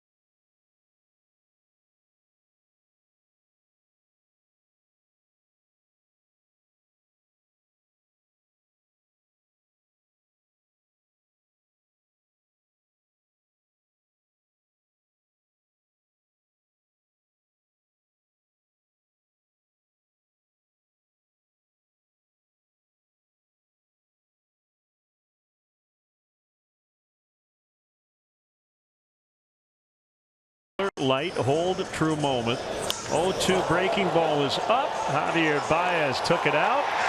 3-run homer to tie the game at the time. And he'll lead off the 6th. Cubs are down a run, 4-3. 12 hits in the ball game. There's been a lot of hard contact. So getting some good swings here on both sides.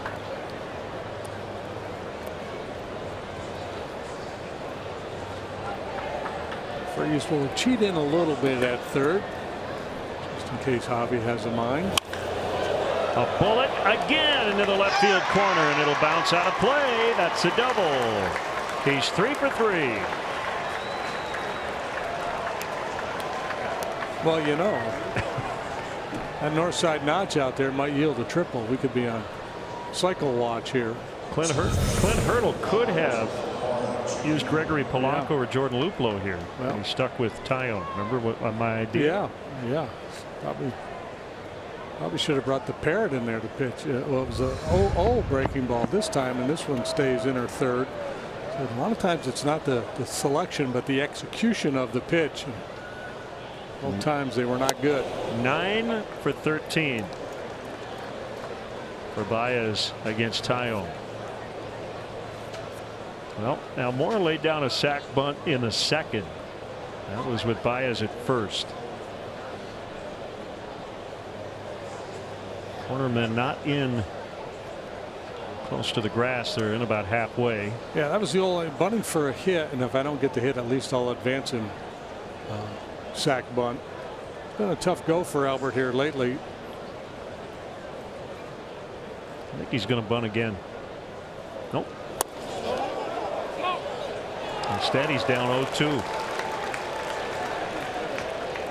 Just get caught in between a little bit. You know, with Albert, he doesn't walk much. He doesn't hit a lot of home runs. So, you know, his value, his offensive value, really tied to his batting average. And came in hitting .310 for much of the year. He's been among the league leaders. That goes flying as he fouls the ball back to the net. Over the last, I don't know, 2-3 weeks, numbers have not been good for Albert.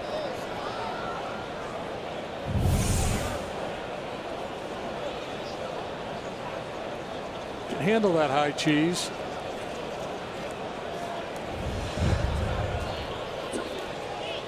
Sidewinding Steve Cishek is up. Surprised the Brewers didn't get a pitcher.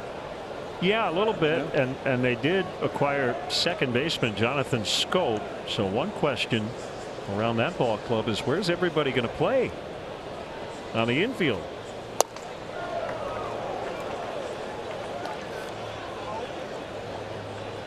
Yeah, because they just, you know, they acquired Moustakas, and the idea was that Travis Shaw would go over and play second base. Arce is back. He's playing short every day. Shaw can play a little first, but they've got Jesus Aguilar and Eric Thames. Bounce back to the pitcher. Taillon with a little stumble.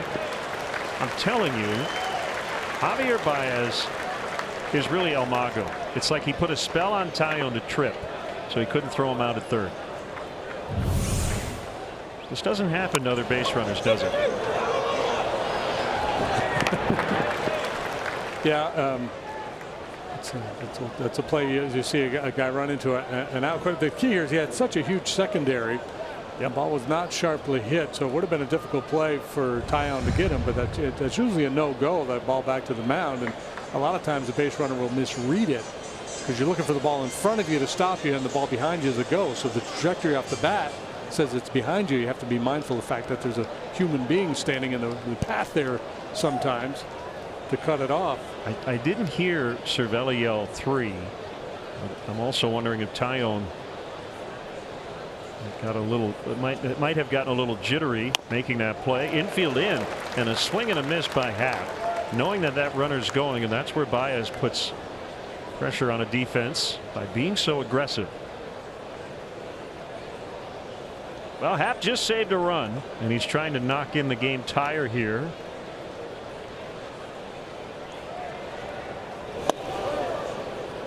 That one almost hit him in the back foot. This ended the Pirates' 5th. And Free's not a real speedy guy, and he didn't get a great secondary lead out there at second base. There's a wide turn at third, all out throw from Happ. Contreras applies the tag. 2-1. Happ has that follow through where he leaves his feet on the throw.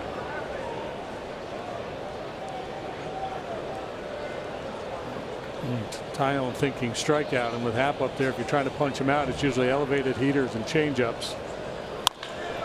Line to Harrison, throw to third. It's close, but Baez got back. So Happ with a bullet right at Harrison for the second out, and it'll be up to Contreras, and we'll see what the Pirates do here. They might walk Contreras with Tommy La Stella now on deck for Lester. Buzzard's luck there for Happ. That'll go down as failed to get him in from third with less than 2 outs, but he did his job. He got a pitch and he smoked it. Clint Hurdle was holding up 4 fingers until he saw La Stella come out on deck. They were going to walk Contreras if it had been John Lester on deck. Lined and caught by Tyone, and that's it. So the Cubs hit the ball hard throughout the 6th and cannot score. It's still 4-3 Pittsburgh.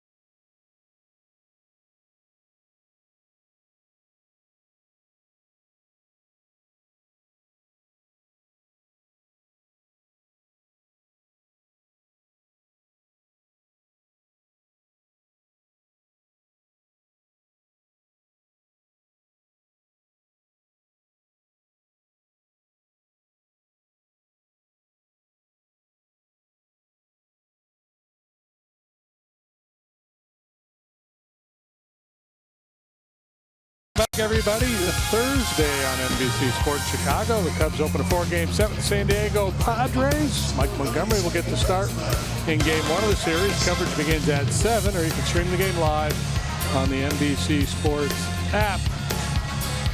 Brandon Crawford with a game-winning single in the top of the 10th to send the Padres to their 7th consecutive defeat. Here's Steve Cishek out of the bullpen. John Lester with 5 innings tonight.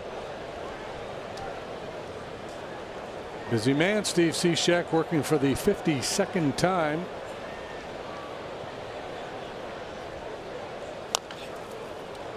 That's foul at the plate by Harrison. I'm shocked to see Harrison swing at that first one. He likes to go early. He's walked and struck out so far tonight.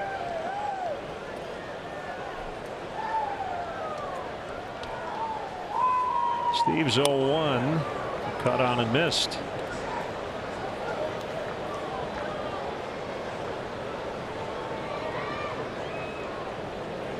Great start by Kyle Hendricks Sunday night. 7 innings, 2 runs.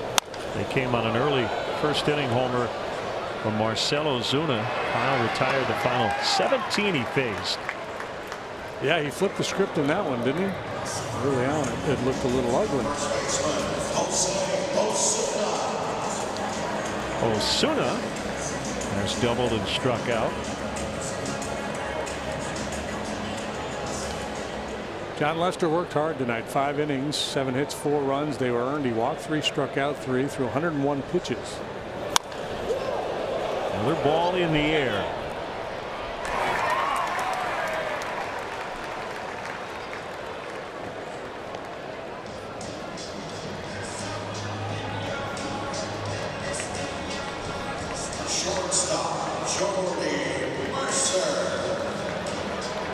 Richard Rodriguez up in the Pirates bullpen.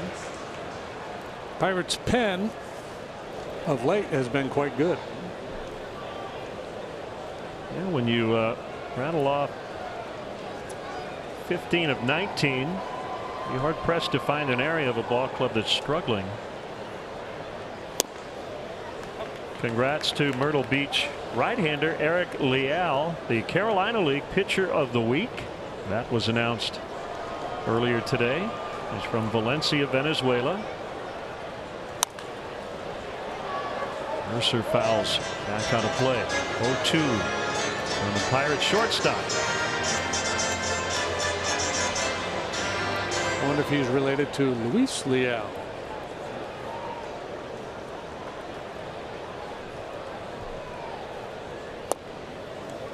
Slider misses outside from Cishek. 1-2. Luis, a Venezuelan pitcher who pitched for Toronto, I believe. Yeah, early 80s. Cishek makes quick work of the Buccos in the 6th. Pirates 4, Cubs 3.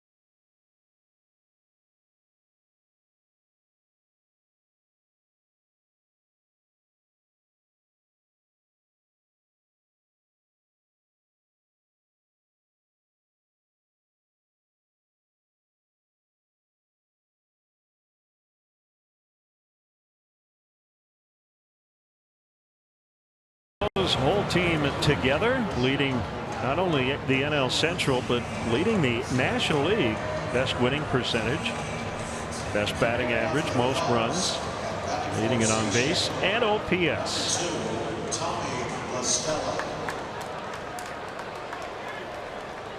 Tommy La Stella will hit for Cishek, who did his job.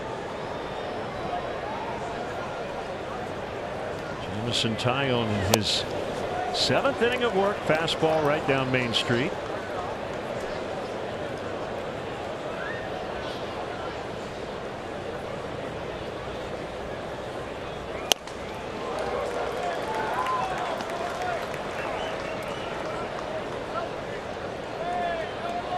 Nothing in 2.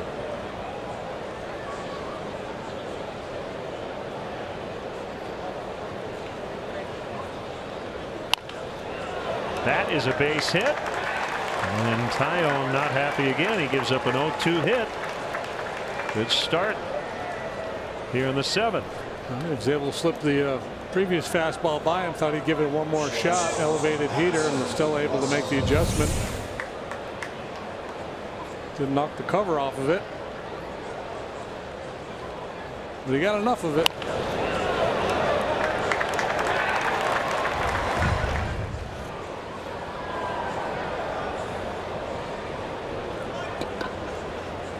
Tying run on base with nobody out. Ground ball toward the middle. Could be 2. And it is 6-4-3. Big double play. Second one turned by the Pirates. It's a good spot when you got the kind of arm that Tyon does. You throw that two-seamer in on the hand, you're going to induce that ground ball quite often. This is pretty handy. 3-hopper to Mercer. Not as easy as it gets.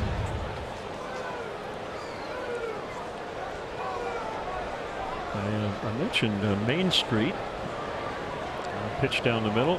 What's the main thoroughfare here? Would it be Liberty Avenue? Is that Liberty kind of the Liberty, Forbes, maybe?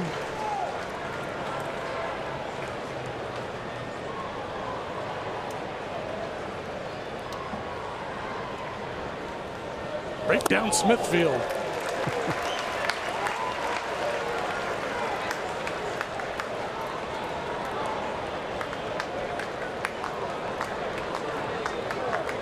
One of the things you really have to admire about Tyon is even when he's getting hit around a little bit, they can scare him out of the zone. I mean, he really trusts his stuff.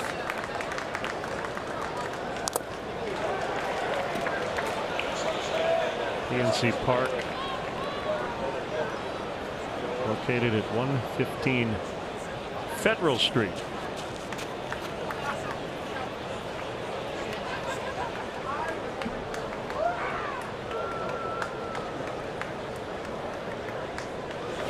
Ouch, ouch, ouch.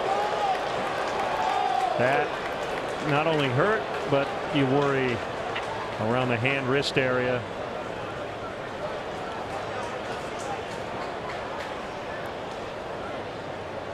So Rizzo hit yet again.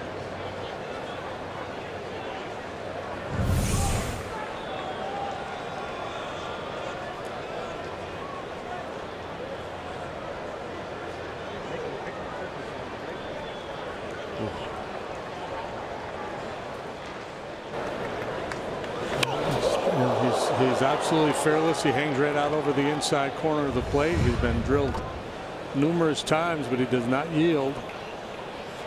Nick Frangella checking on him.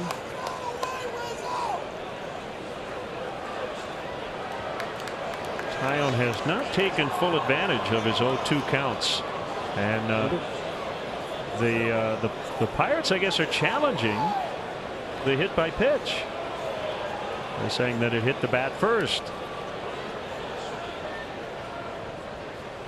Probably worth a shot because we are in the 7th. Even if you lose the challenge, it's not a huge deal here late in the game.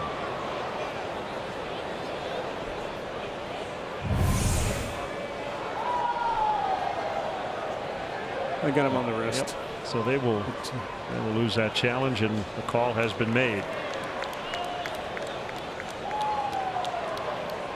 And with that, Clint Hurdle comes out, and he's going to make a pitching change.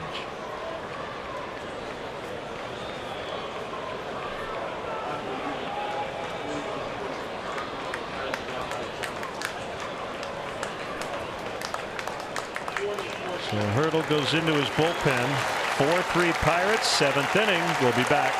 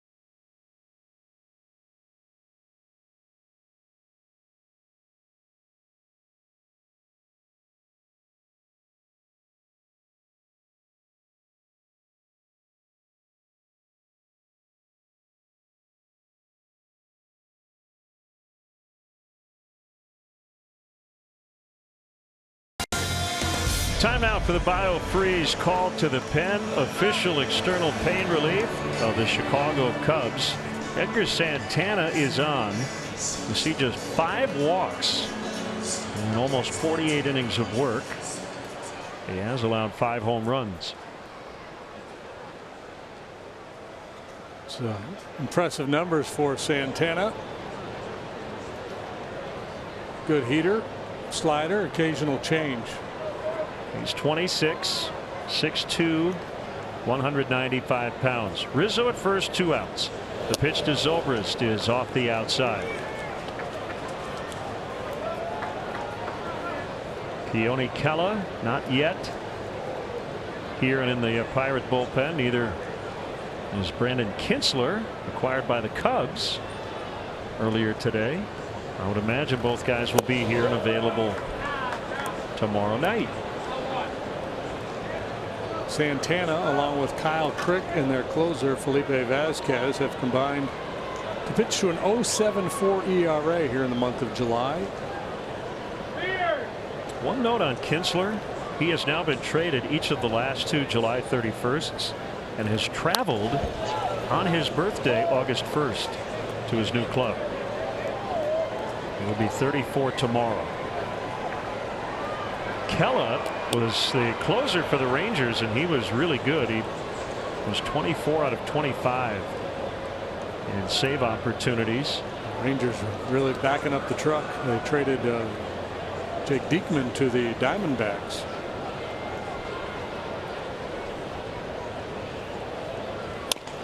Outside for a ball. 3-1. Zobrist seeing the ball really well on 2 more times so far tonight. Yeah, the barrel is finding its way to the backside of the baseball quite often here lately for Mr. Zoe. Favorable count. The pitch on the way. It's a strike. Yeah, it was down the middle, but it was not a heater.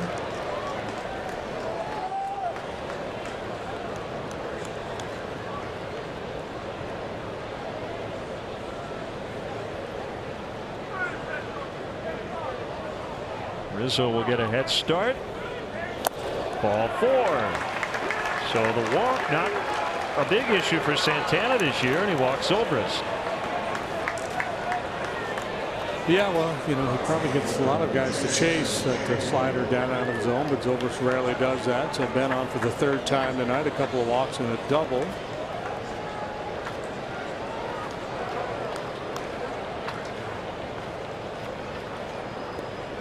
Let's see if Hayward can get it done with a tying run now in scoring position.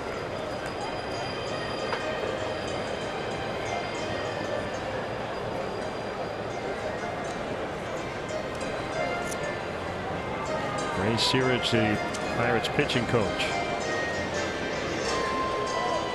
Yeah, and they've had a lot of success here with reclamation projects, and not that Chris Archer is a reclamation project, but I think, you know, there's a general sense that there's more in there with Chris Archer. He's got really good stuff, and I don't know that the numbers necessarily match up with the expectations, so maybe Serge can unlock something there.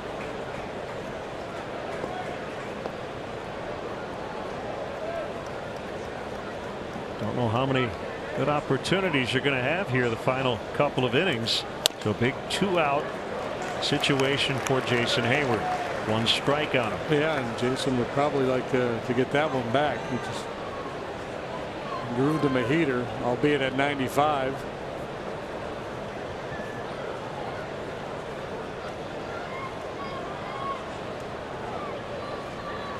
Here's a pitch late on 96. Well, 0-2 has been a favorable count for Cubs hitters tonight.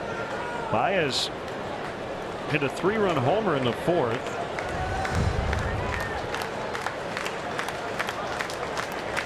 Well, Stella single to start the 7th on an 0-2.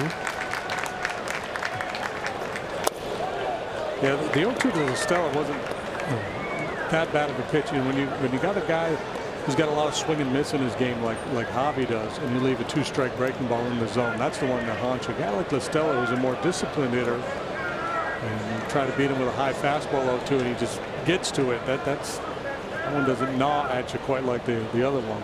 And the other one ended up in the seats too. It takes a bigger bite out of you. Hayward laid off that fastball, so it's 2-2. It's a nice whippy arm action, really turns it loose.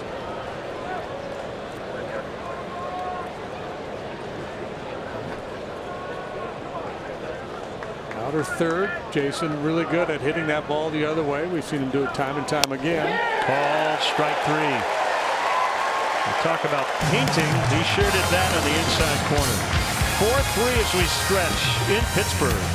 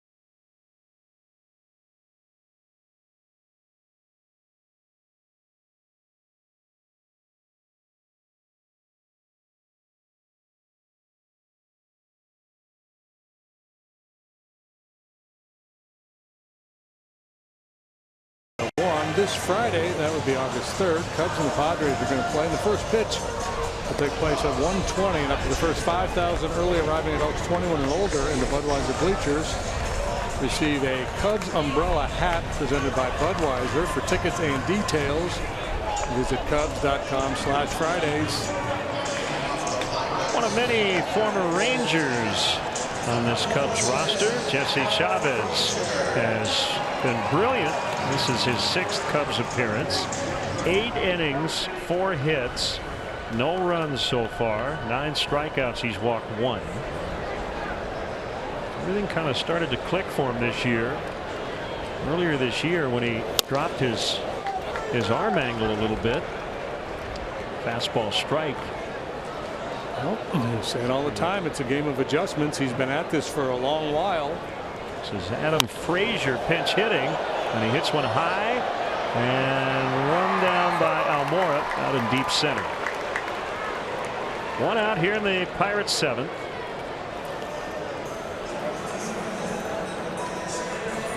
Chavez made his big league debut pitching for the Pirates against the Cubs in 2008 as a 25-year-old. He's now 34.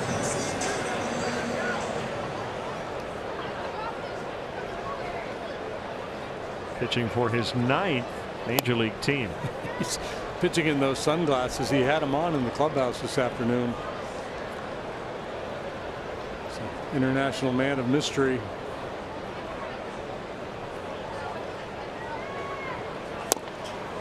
Good breaking ball.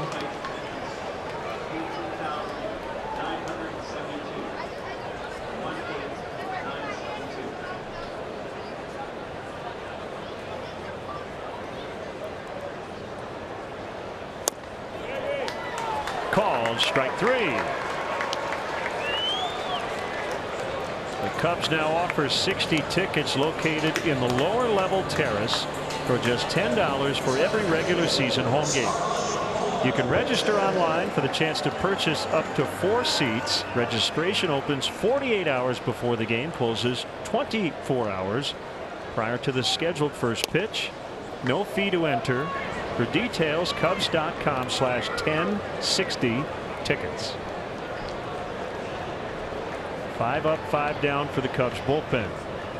Marte with a sharply hit grounder right at Ben Zobrist.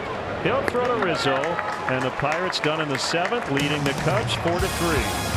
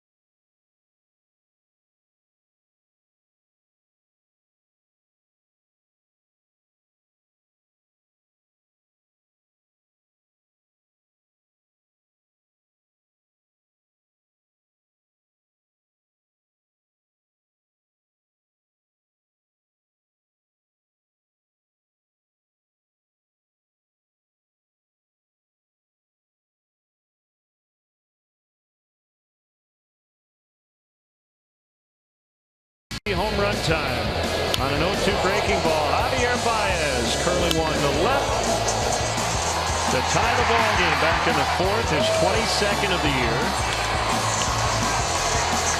Pirates would take the lead in the bottom of the 5th on a David Freese double. Kyle Crick will work here in the 8th. Part of that triumvirate I mentioned earlier. It's been doing such a nice job for them in July, and overall he's having a very nice year. Crick over to the Pirates in the offseason in the Andrew McCutchen deal from the Giants. He's working for the 43rd time, and he's got a 2.03 ERA. He struck out to more than a batter per inning, and the league bats 193 against him. He's allowed just 1 home run. This is a good triples park. Javier Baez needs one for a cycle.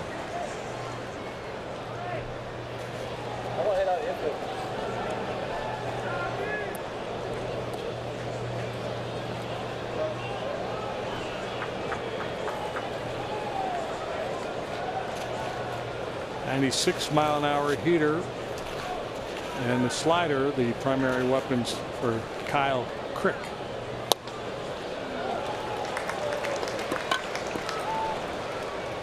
Not to be confused with former Cub Doug Creek, a left-hander. Just depends on what part of the country you're from. I was going to say, that's true.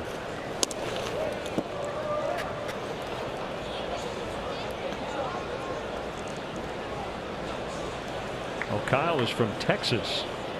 Is that the word they would use? Crick, yeah, and he was gigging some frogs down in the creek. Crawdaddies. Here's 1-1. Baez lifts to left. And the Pirates retiring for the first time tonight.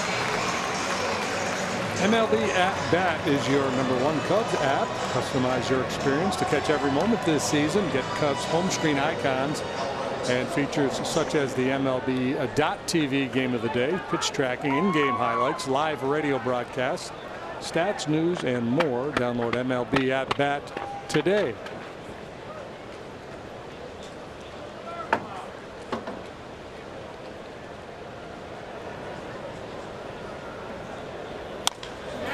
Right field and caught. Hit well by Almora. And he lines out.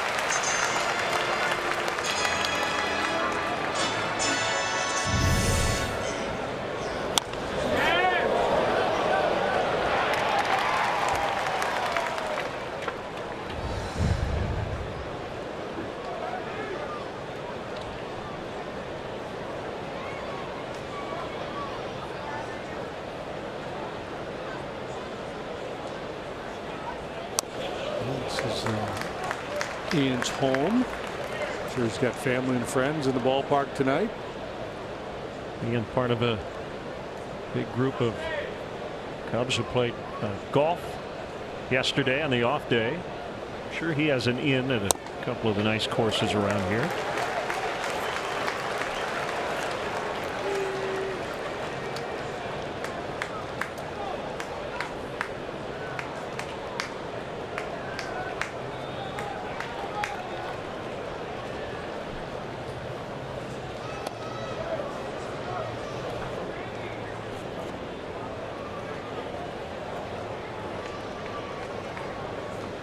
Maybe reviewing a little video of Crick.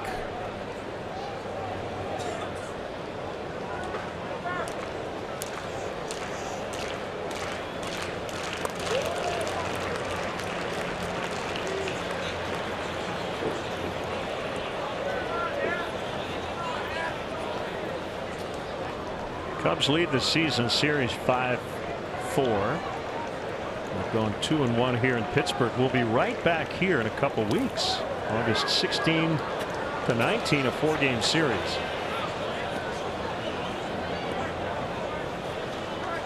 I'm not telling you to leave something in your hotel room, but if you do, you can call the front desk and say, "We'll just hang on to that for We'll be back in 2 weeks."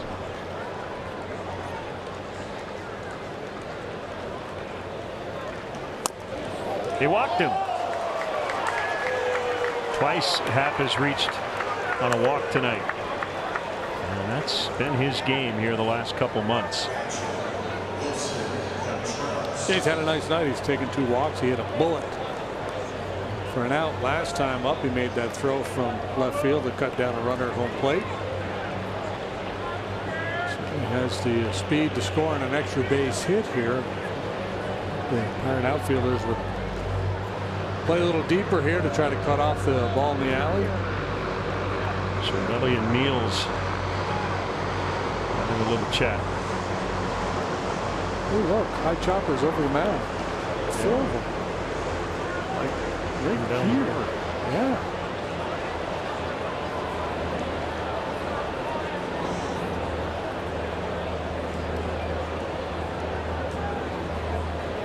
Pitch to Contreras. 98, but low and outside.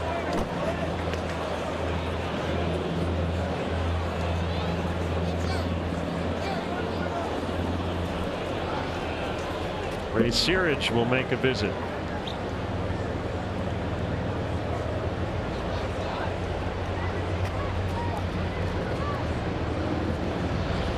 Helicopters are coming back.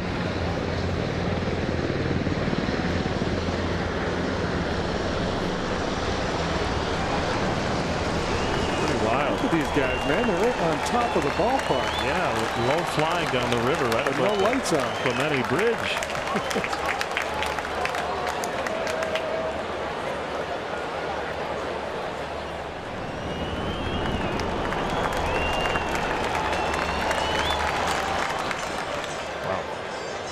So 1-0 on Contreras.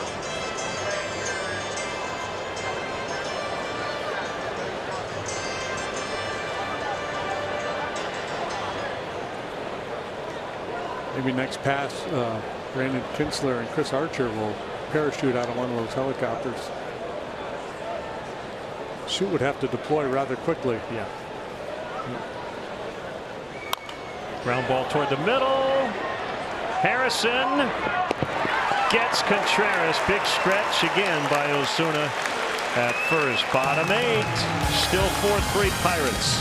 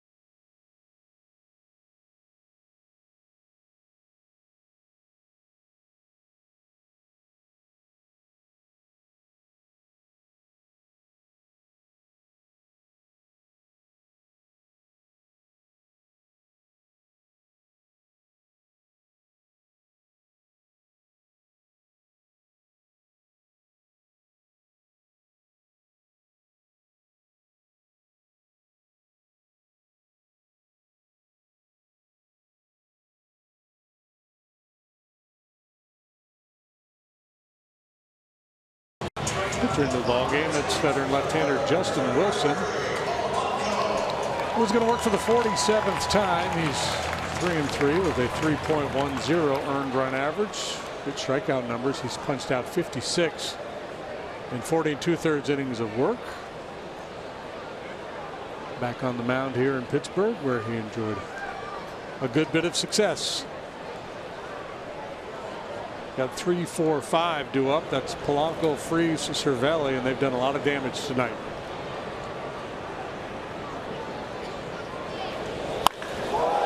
Cross to right. Gone. Polanco. Number 19.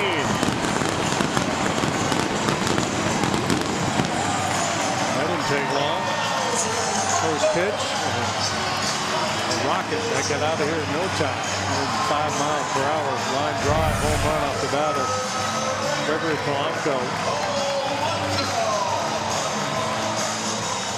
Early in the year when he was struggling, the numbers weren't there, but you could see what he was trying to do. He's hitting the ball in the air a lot more this year than he has in the past. Trying to pull it, trying to hit in the air with more authority, and the extra base hits are really starting to pile up for him. That's a big run for the Pirates. 8th inning insurance. Now 5-3. Freese continues his hot stretch. 2 doubles, 2 knocked in. 1-1.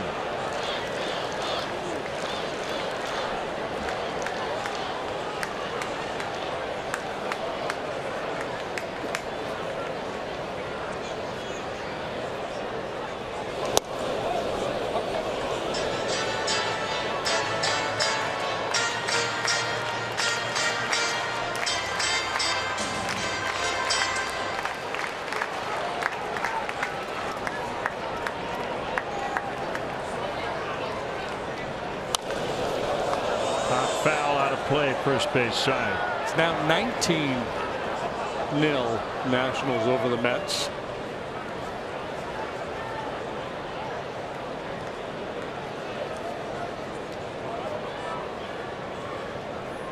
I don't see any evidence of a position player pitching yet for the Metropolitans. Remember the Mets started the year 11-1. I didn't until you mentioned that, but now I do. Yes. Oh, 15 under 500. That's the other the trade. Obviously, the trade deadline day. We talked about so many guys that moved. The guys who haven't. The guys who haven't. Zach Wheeler. There was a lot of talk about Wheeler being moved in. Yep.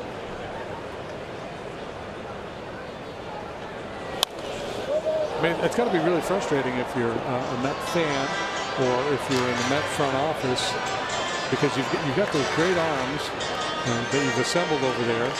It seems like one of them at least is always getting hurt, and if not one of their top starting pitchers, then any number of their position players go down, and they've just never been able to put it all together. But you could understand their temptation to try to keep that pitching core together. And they had 1 or 2 turns early in the year with all 5 of those pitchers making starts, but it didn't last long, and Harvey got demoted out of the rotation and eventually traded. Freese flies to deep center. Not a rocket man, he is locked in. Big night for Cervelli. 2 for 3 with a 2-run homer.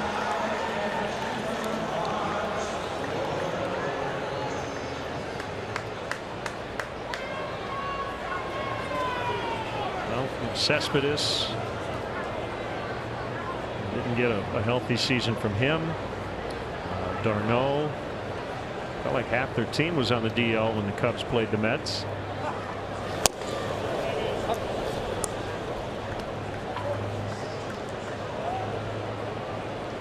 Todd Frazier was out, right? Garis.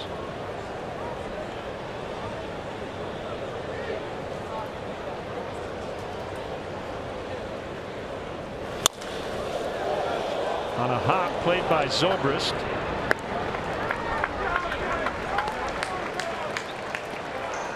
Two down. The Cubs will have in the 9th a pinch hitter, then Russell, then Rizzo. against, I assume, Felipe Vasquez, their closer, all-star this year.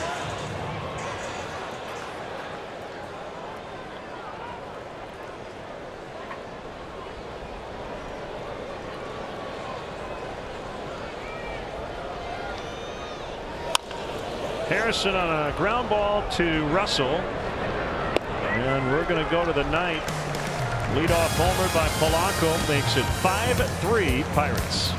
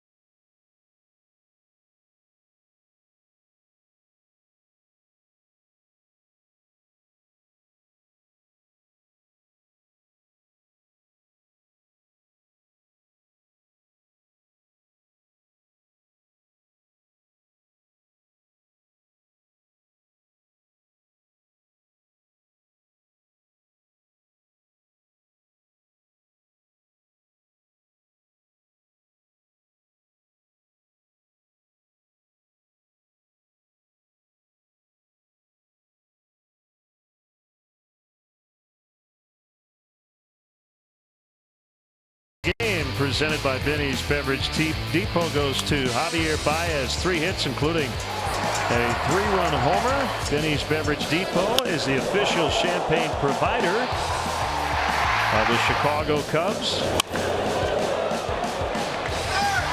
Doing it all once again, but the Cubs are down 2, and his National League All-Star teammate Felipe Vasquez will look for his 24th save of the year.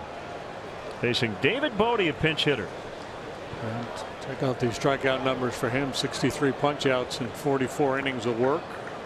Plus heater and a plus changeup. Bodie fouls. David had a big game Sunday night. 2 great defensive plays at third base, and had 2 hits as well. Did you see the StatCast note on him? Second highest exit velocity in the game. How about that? Small sample, but he's hitting it hard.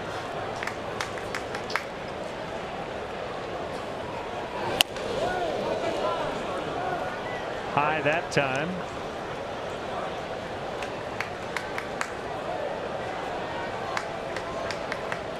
Russell on deck, then Rizzo. Need a base runner. Or a couple of home runs. But that would do. And there's the hit as Freeze couldn't get it. More good exit velocity for Bodie. Too hard. Vasquez used to be Felipe Rivero. He's Vasquez now. Changed his name earlier this year. Went with a breaking pitch there and sped up Bodie's bat a little bit.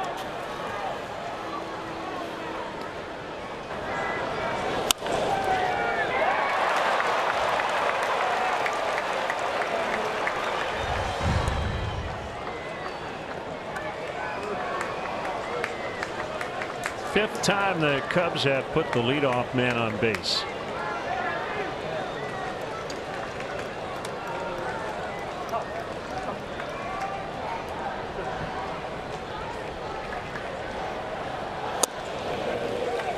And a low strike 99. Addy. He's had 3 ground balls tonight, the last of which ended up being a 6-4-3 double play.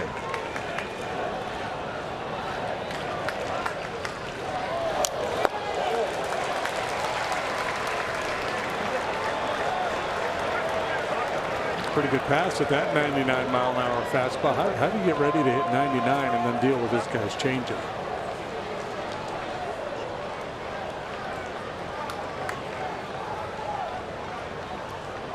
He's from San Felipe, Venezuela.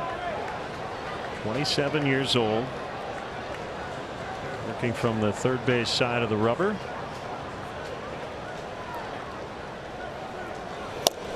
One and two.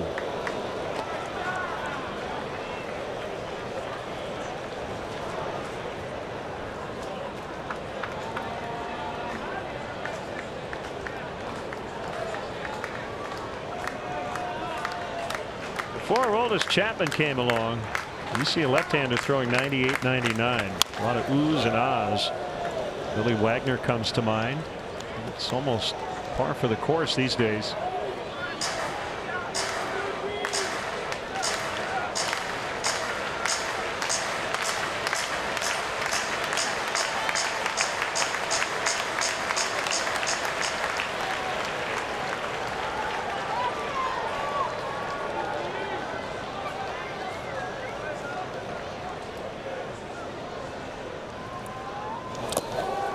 Good take.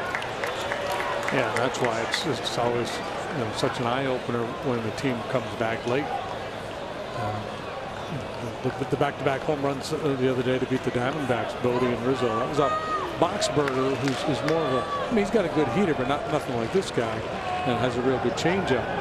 But typically, 7th, 8th, 9th inning, you're facing this a stream of mid-90s to upper 90s velocity. And hard to put the ball in play. Out into the alleyway. Bodie around second on his way to third. Russell to second. He's going to try for 3. The throw there is late. A run in. And the tying run at third with nobody out. The Pirates don't have a challenge. Clint Hurdle can ask the crew chief to look at the replay review. But it looked to me like he was safe. Yeah, he looked a little indecisive as he neared second base, but ultimately went for it. And boy, he has had his struggles here lately, but this is one huge swing of the bat. They will review it. Oh, he's in, unless he came off.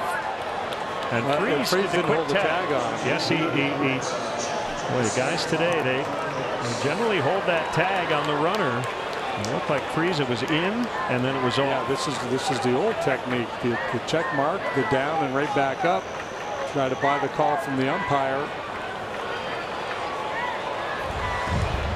That's a great shot right there. Who's that umping third base tonight?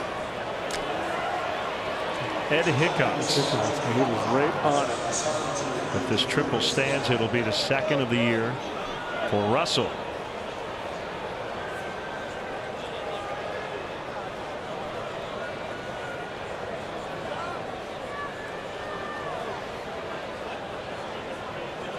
The original call was safe. So he's in. Yeah, the tag's on his hand. Man. Yeah, I don't think he ever lost contact with the base. As his right hand leaves it, his left hand grabs it. And is there another angle that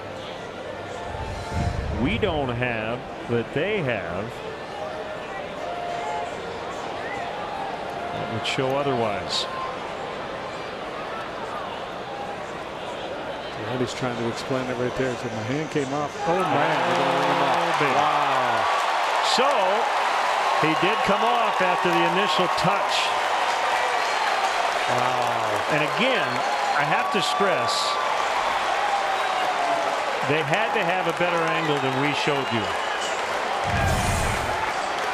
Because our two angles, you can't see that he's off and then on again. Yeah. So that'll be an RBI double.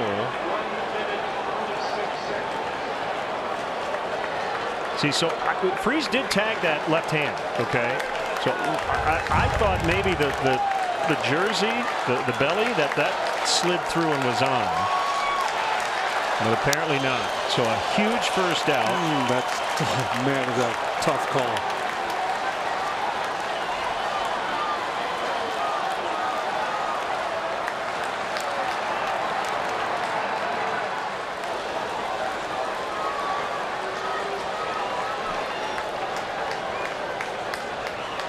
The 0-1 to Rizzo is a strike. You know, you can make the argument, well, you can never make the first out at third base. But against a guy like Vasquez, I mean, they forced him to play the infield end. That would just change the dynamics of that inning. Yes. So much by getting to third base there with nobody out. Well, and he beat the throw, and only because of replay. So Freese gets him on the left hand right there, and that. So they must have had one look at frame where the front hand was off, the left hand hadn't gotten there yet. 1-2 popped up. Might be a play. Nope. Behind the Pirates dugout.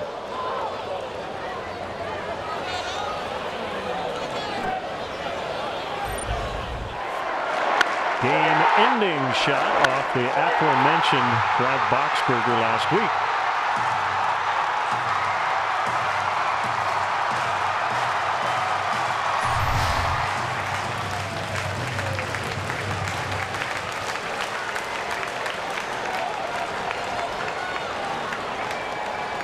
And if you're wondering, how did the Pirates get a challenge on that play when they lost it earlier? 8th inning and later, it's a crew chief challenge. And it doesn't take much to get them to review it. Any close play, they'll look at it.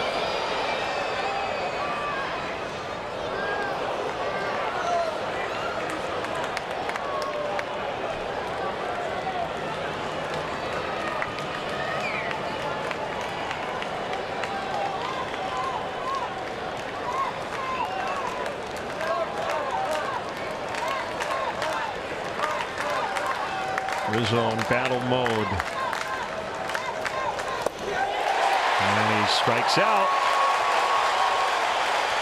2 down, 9th inning. It looked to me like Addy was just a little indecisive. And I mean, it's not, obviously it's not a bad play to drop anchor here either.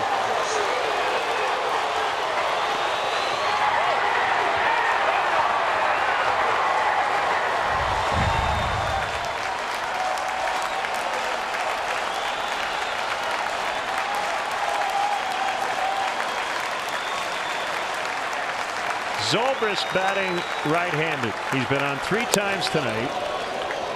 You wouldn't want another guy at the plate considering how hot he's been. He had 4 hits Sunday in St. Louis.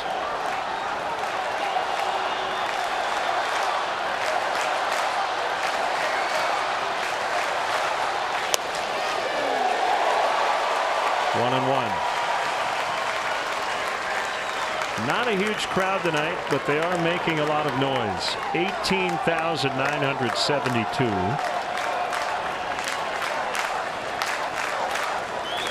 Strike 2.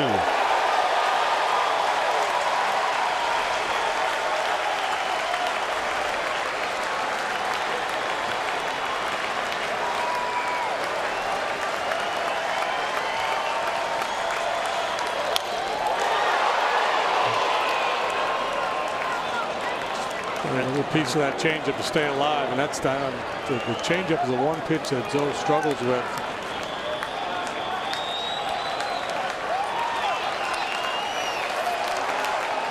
Word from New York on that overturn. They definitively determined Russell did not maintain contact on the bag when he was tagged, and that play looms incredibly large as the Pirates hang on. Vasquez gets a save. He does give up a run, and the insurance homer by Polanco in the 8th also enormous. 5-4 the final. So the Cubs now 1-3 on this 5-game trip. Yeah, Pirates continue to play good baseball. They've been good in their home ballpark. They've been good within the division. Scored 3 runs after 2 were out in this ball game. And then hang on at the very last to win it. Boy, it's so frustrating to end with that call at third base. Oh, man. It will be Cole Hamels to make his Cubs debut tomorrow night. Len Casper with your final score. The Pirates 5, the Cubs 4. And we will have more coverage here on NBC Sports Chicago, 7 o'clock. Thursday night, Padres and Cubs from Wrigley Field. So for JD and our entire crew here in Pittsburgh, going to send it back to the studio in Chicago for Blue Cross Blue Shield of Illinois. Post game live. Stay tuned.